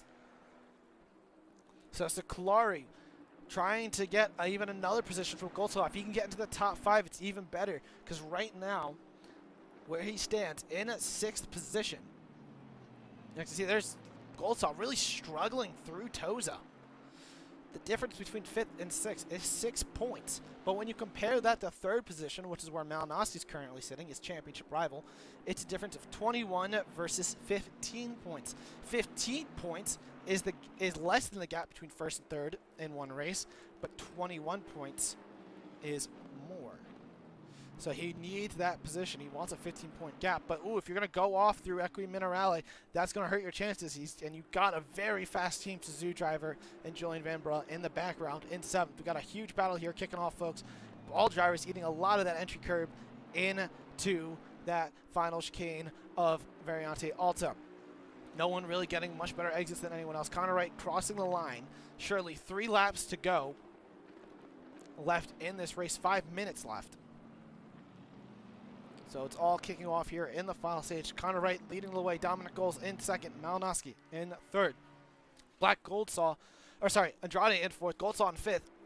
And Kevin Saklari, the other driver, battling for the potential championship victory currently in 6th. Under a lot of pressure, though, from the Team Shazoo driver behind in Julian Vanbrugh, but also trying to pressure Black Goldsaw. You see Vanbrugh has a little bit better straight line speed than Saklari, but he's not able to get it done this time around. Saklari doing everything he can here in close these stages. We haven't really talked about him earlier on in the race, as he was kind of making his way through, capitalizing on some of the mistakes of the other drivers. But now that he's on the hunt, he smells another position, and he needs it if he wants to have another championship to his belt. There he goes up the inside through Toza. Kevin Saklari makes the move stick. Goldsaw just does not have... He just seems to be missing his braking zone through Toza. Not sure what is wrong with his Bentley, but Kevin Saklari making the move stick as clean as you like through Toza. And Saklari up into 5th position, only 2 places behind his championship rival. Goldsaw flashing Saklari. I don't think there was any contact there. Could be maybe respect between the 2 drivers, but Saklari going off once again in Equiminerale. He's going to have to defend from Goldsaw perhaps. No, he will not. Goldsaw will just settle in behind. I don't believe these drivers are teammates either.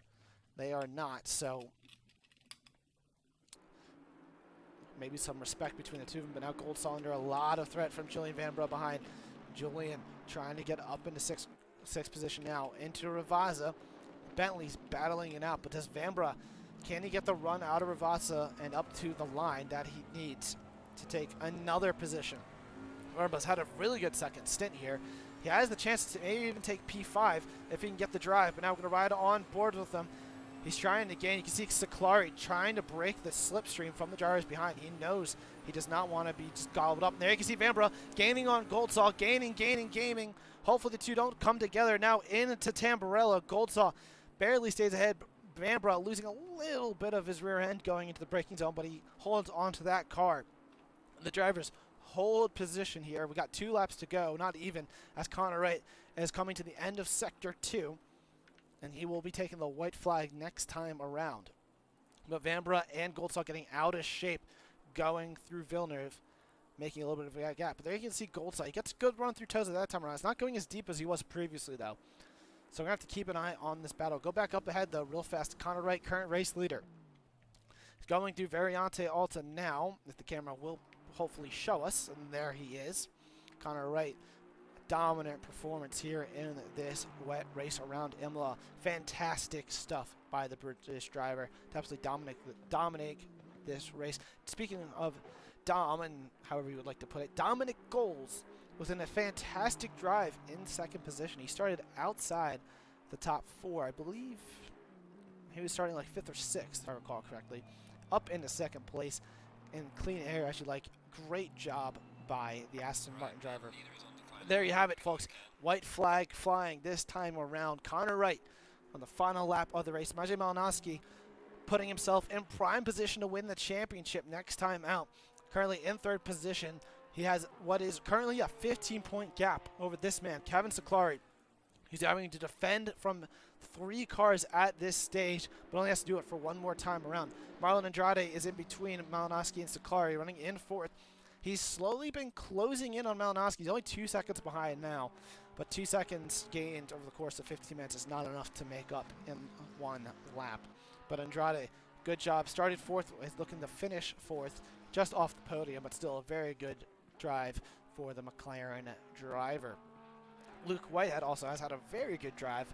Currently in P10, he was supposed to start in the top 10, but he forgot to hit drive. Had to start from the pits and has recovered up into P10. It definitely is a race of what-ifs, but Whitehead has made the most of it, trying to finish in the top 10 and try to do damage limitation to Connor Wright, who will be about level with him in the championship. Maybe in ahead. Connor Wright might be a little bit ahead of Luke Whitehead come end of this race in the championship. But we'll go back to our current race leader. Connor Wright has been up front for much of this race. Not exactly in the lead. Did not take the lead of the race until Goldsaw came into the pits. But since then, he was up front, briefly lost it due to having to pit, and then came out in the net race lead. Connor Wright comes out of Ravazza and on to the run of the line. There's a time penalty for the 88 car, but that doesn't matter because Connor Wright will cross the line and win here at Imola. Connor Wright is our 6th winner in 7 races. How about that as some time penalties come flying in? Dominic Goals will grab a podium, a fantastic podium for the Aston Martin driver. Goals comes home in P2, and in P3 behind him is Maciej Malinowski, the Polish driver, currently your championship leader. He will have a 15-point gap over Kevin Saklari at the end of this race. Malinowski rounds out your podium today with Andrade in 4th. Kevin Saklari coming home, doing great damage limitation in 5th. Oh, and there goes Vanbrugh. Tries to make the move on Goldsaw before they cross the line. He does not. Goldsaw comes in 6th. Vanbrugh in 7th. Dennis Latz finishes in P8 after starting on the front row.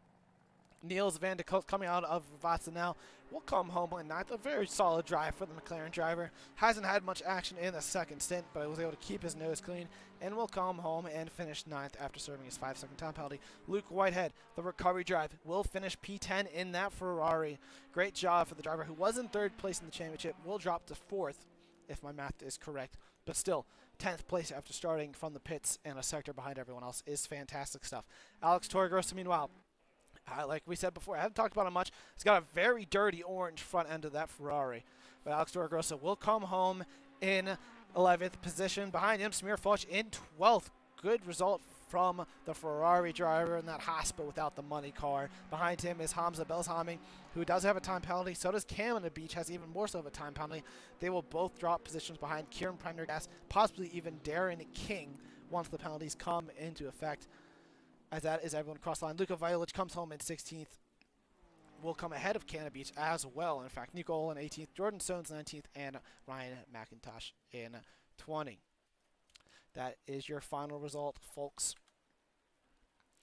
And that is your race today. Connor Wright, after 50 laps, all in the wet, dominant performance, almost a 13-second victory over Dominic Goals, with Maciej Malinowski finishing in 3rd place today.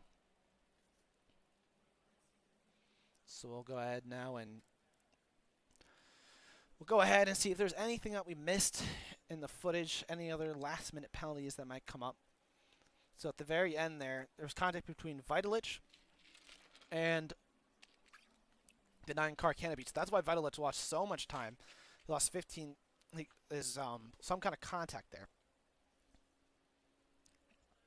Some drivers in the chat not too happy. Darren King said he was struggling a little bit.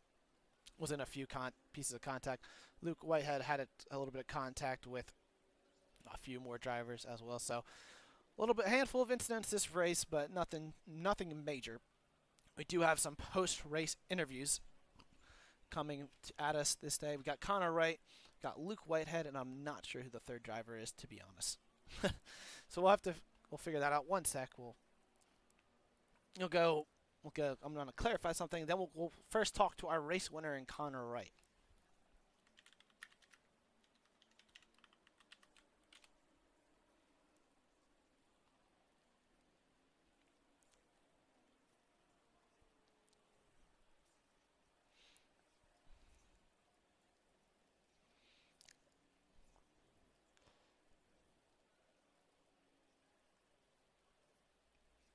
I'm going to go ahead and quickly just edit. You know, it's a little hard to put the voice of stuff with this overlay, but that is okay.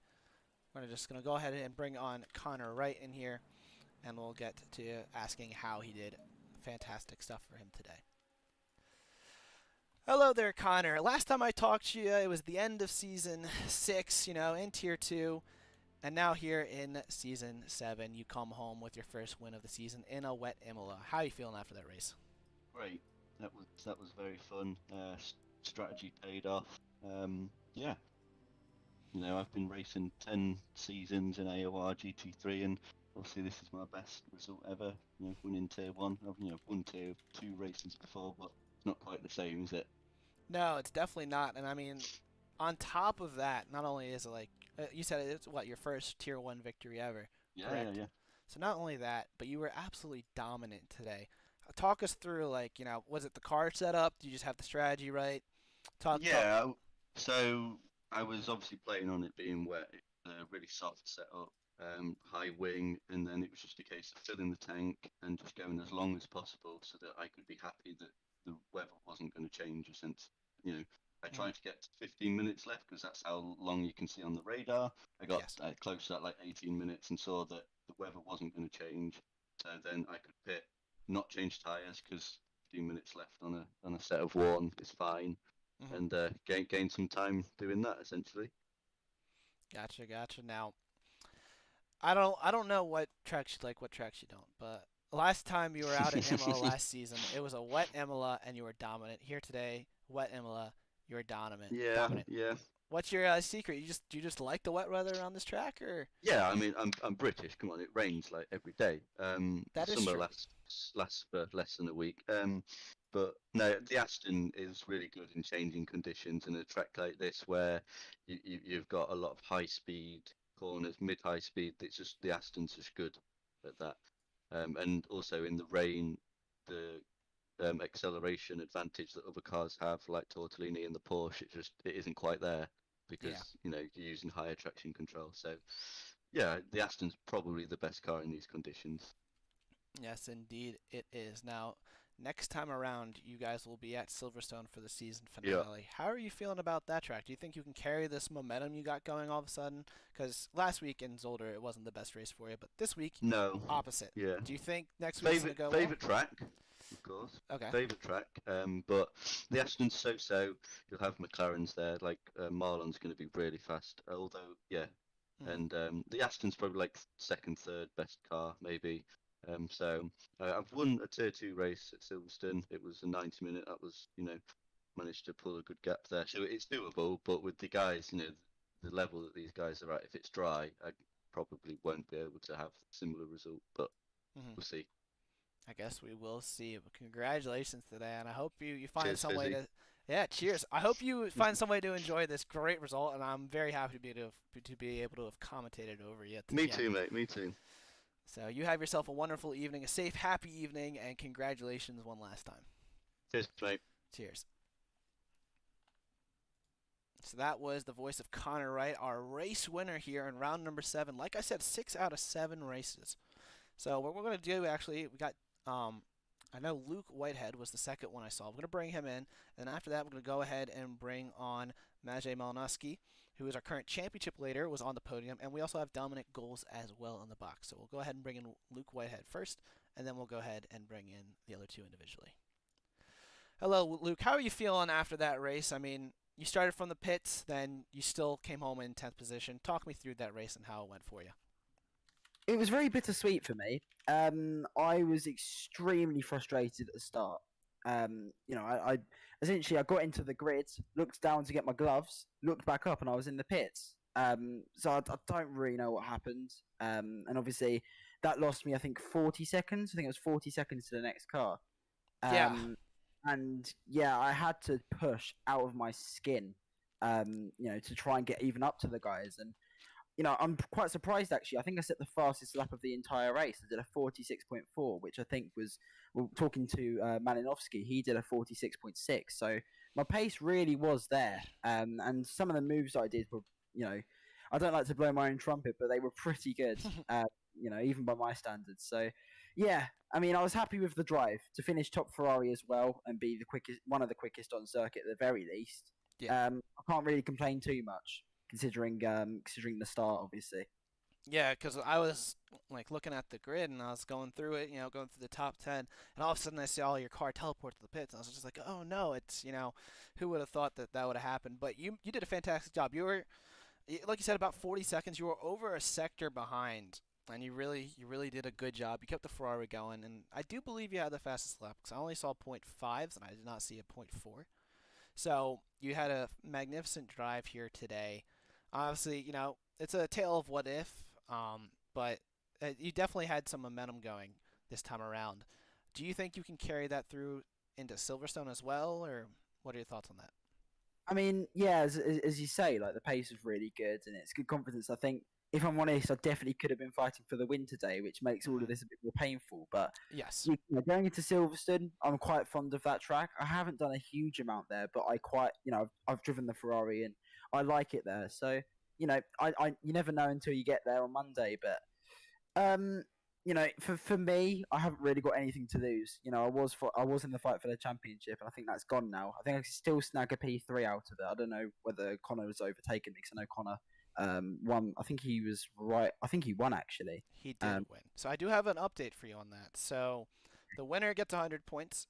P10 gets 44. There was a 52-point gap. So right now he has an 8-point swing on you. So the battle for third place is very much on between the two of you. Yeah, and I know the Aston's strong at Silverstone, so we'll have to see. I mean, anything can happen, as we saw today. That incident could happen with Connor. You never know. Exactly. Although I wouldn't wish that upon anybody, but yeah, we'll have to see. But I'm excited nonetheless. Yes, that is great to hear. I mean, you had a really good drive. We didn't get to see a couple of those overtakes that you made, unfortunately, but I saw you continually moving up the grid. And at one point when you were in 11th, I was like, wait, did he pit already? You weren't too far off some of the guys who were in that initial front cluster. So you definitely had pace, and it definitely was a what if. But I do. Yeah. Did it catch my move on Macintosh on lap 18? Because if it did, I know you probably don't remember, but that move was nuts. Well, how about this? Talk us through the move in case we did catch it. Yeah, so it was going through sector 2. Obviously, you go up the hill in sector 2, the quick right, and then the left, just to swing back down towards. I don't know what the corner's called, but it's the quick left at the top of the hill. The Piratella. Yeah. Yeah, and I just sent it up the inside from about 2/10 back. Sheesh.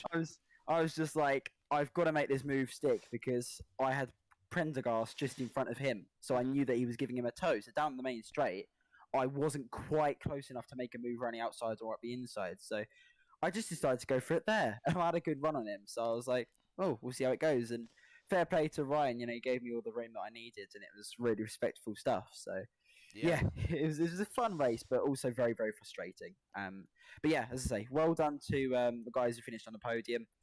They all did an awesome job. Well done to the top 9 as well. They were a long way ahead of me.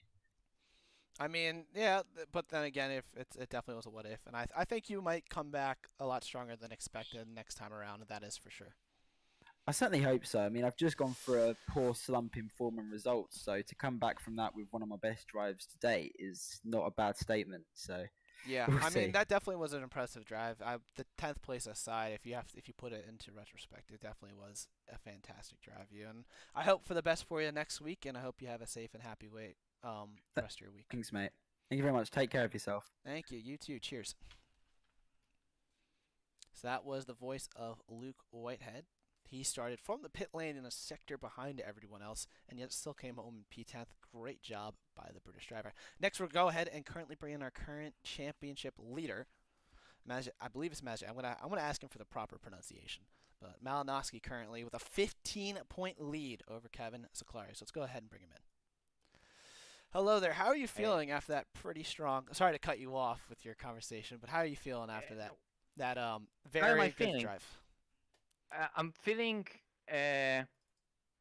well with my performance, especially in quali. I got amazing lap in, and to have all those Astons that were just the cars we have today behind, that was just amazing. So I was extremely happy after pole. And then in the race, I just gave it everything. Strategy worked. Tire pressures were a bit off, but I was still pushing all the way, and that was just all the car had for this race in that format. It's bad at Imola. The rain maybe compensated for that a bit, but 90 minutes, we all at front went with full tank, and with my fuel consumption, I just had to stop earlier and and stay in the pits longer to put more fuel in than others because of the worse fuel consumption of the Porsche. So I think P3, 2 Astons ahead, there was just nothing I could have done against them. Not on the track, not strategy-wise, but everyone else behind. So that's good. I think I should be happy with the podium. I'm just a bit disappointed with like others because I wanted to have Seklari, who I'm fighting with for the championship. I wanted him to be a bit further behind. And when I was monitoring times and relatives, I saw that he's a bit further behind, but he just pulled amazing strategy. He extended his stint so long with amazing fuel consumption of the Bentley. I don't know if he was additional fuel saving or something, or if that's just pure good fuel consumption of the Bentley even on the fastest map. And then he managed to get even ahead after the pit stop of 2 cars. I don't know what happened there. So good race for him. It's just that for the championship, that's not what I want. I guess that's exciting for the fans, and the whole season is like that. It's super close, but it's definitely something that I don't want for the Silverstone. I'm not comfortable with that small gap that I have after today's race. But I'm gonna give it a go definitely. It's gonna be super tight at the end. I mean, you got a 15-point gap between the two of you. 15. Okay. Yes. That's tight. That's super tight. It is tight, but if you guys were to come tied, I believe you have the tiebreaker with your 2 wins on the season. Now, of course, if it's a first versus third place finish, it's more than 15 points. But Yeah. you seem a little nervous about Silverstone. Is it not your good track, or talk me through that? So I'm nervous because it's super close. I know it's gonna be super close. I'm not slow at Silverstone. Porsche is not slow at Silverstone, but it's the same for Bentley and McLaren. McLaren especially. McLarens will be a weapon. It's gonna be dry. We know that. McLaren is gonna be a weapon, but Bentley is similar to that. And we also know how well that car can do in the races. So I'm sure in the quali, Kevin will put that car as high as possible, maybe even front row. We know that some of the McLarens will be fast, and we have really talented and fast McLaren drivers. So what I'm hoping for is to at least have those McLarens ahead, so then my position compared to Kevin, be it in front or behind him, gives me at least more points to play with. Because if we're gonna be ahead of those McLarens, then it's gonna be tough because higher in the places we have those different point differences, like you mentioned. Him first, me third, and it's already gone. It's so tight. So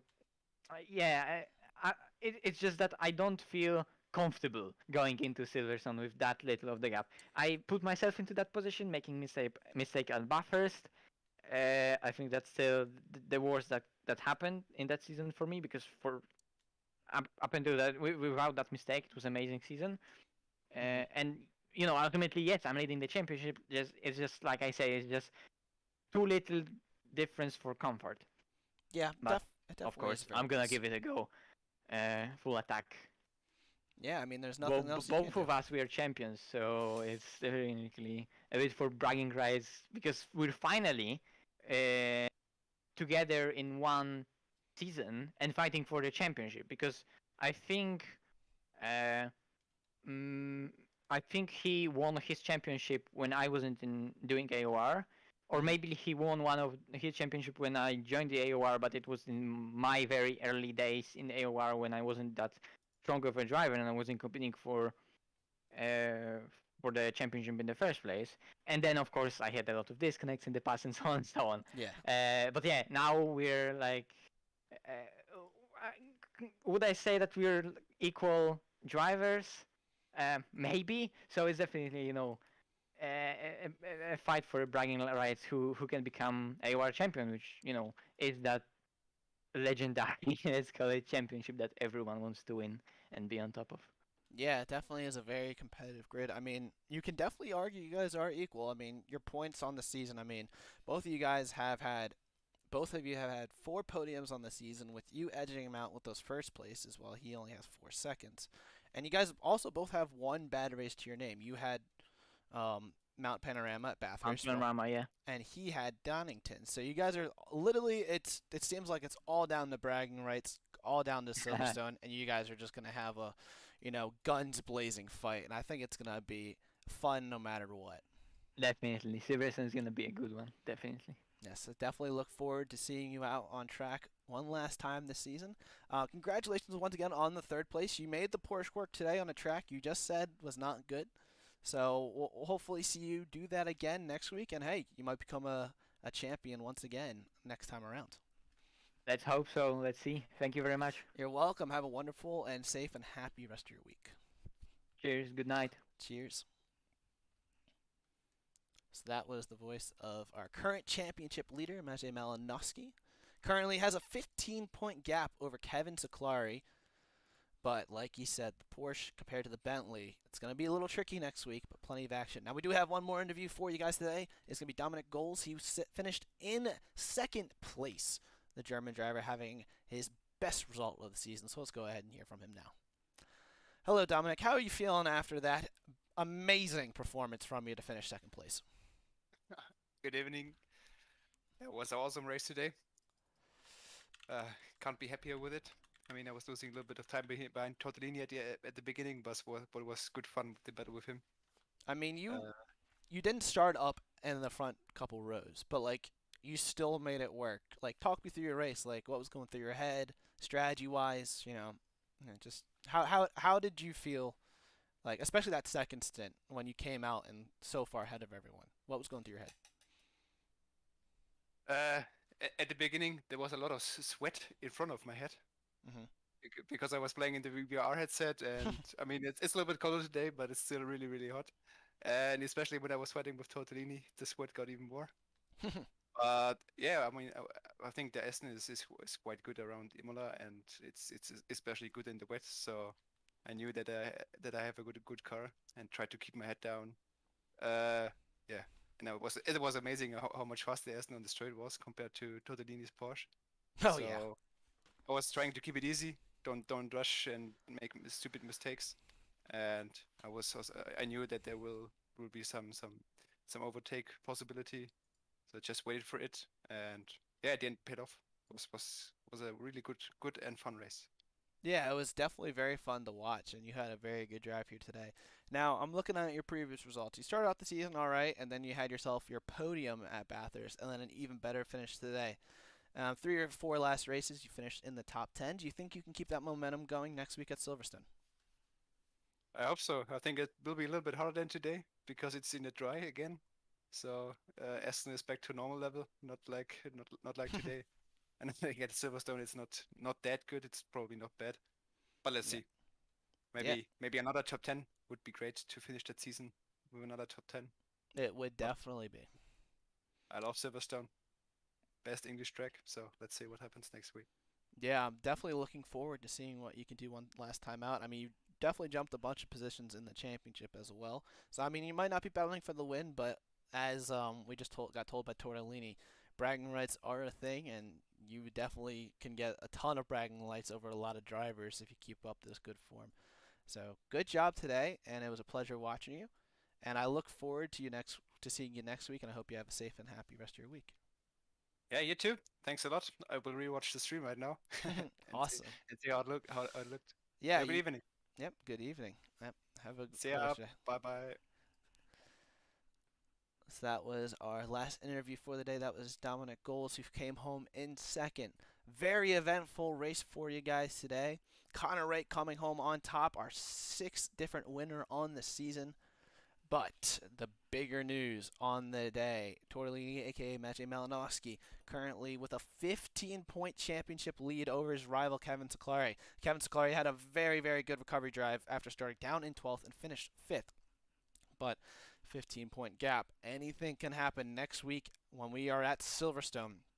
Be sure to tune in this coming Tuesday, so tomorrow, for some more Tier 2 action. It'll either be me or Rage, based off of Rage's ability. And then this weekend we have some Formula 1 action for you, the final round for Tier 1 over in the Formula 1 League and PC. And then next Monday comes the title decider between Maciej Malinowski and Kevin Seclari. You don't want to miss it here, folks. So stay tuned, and we hope to see you back next week here on the Apex Online Racing channel, Assetto Corsa Competizione GT3 action.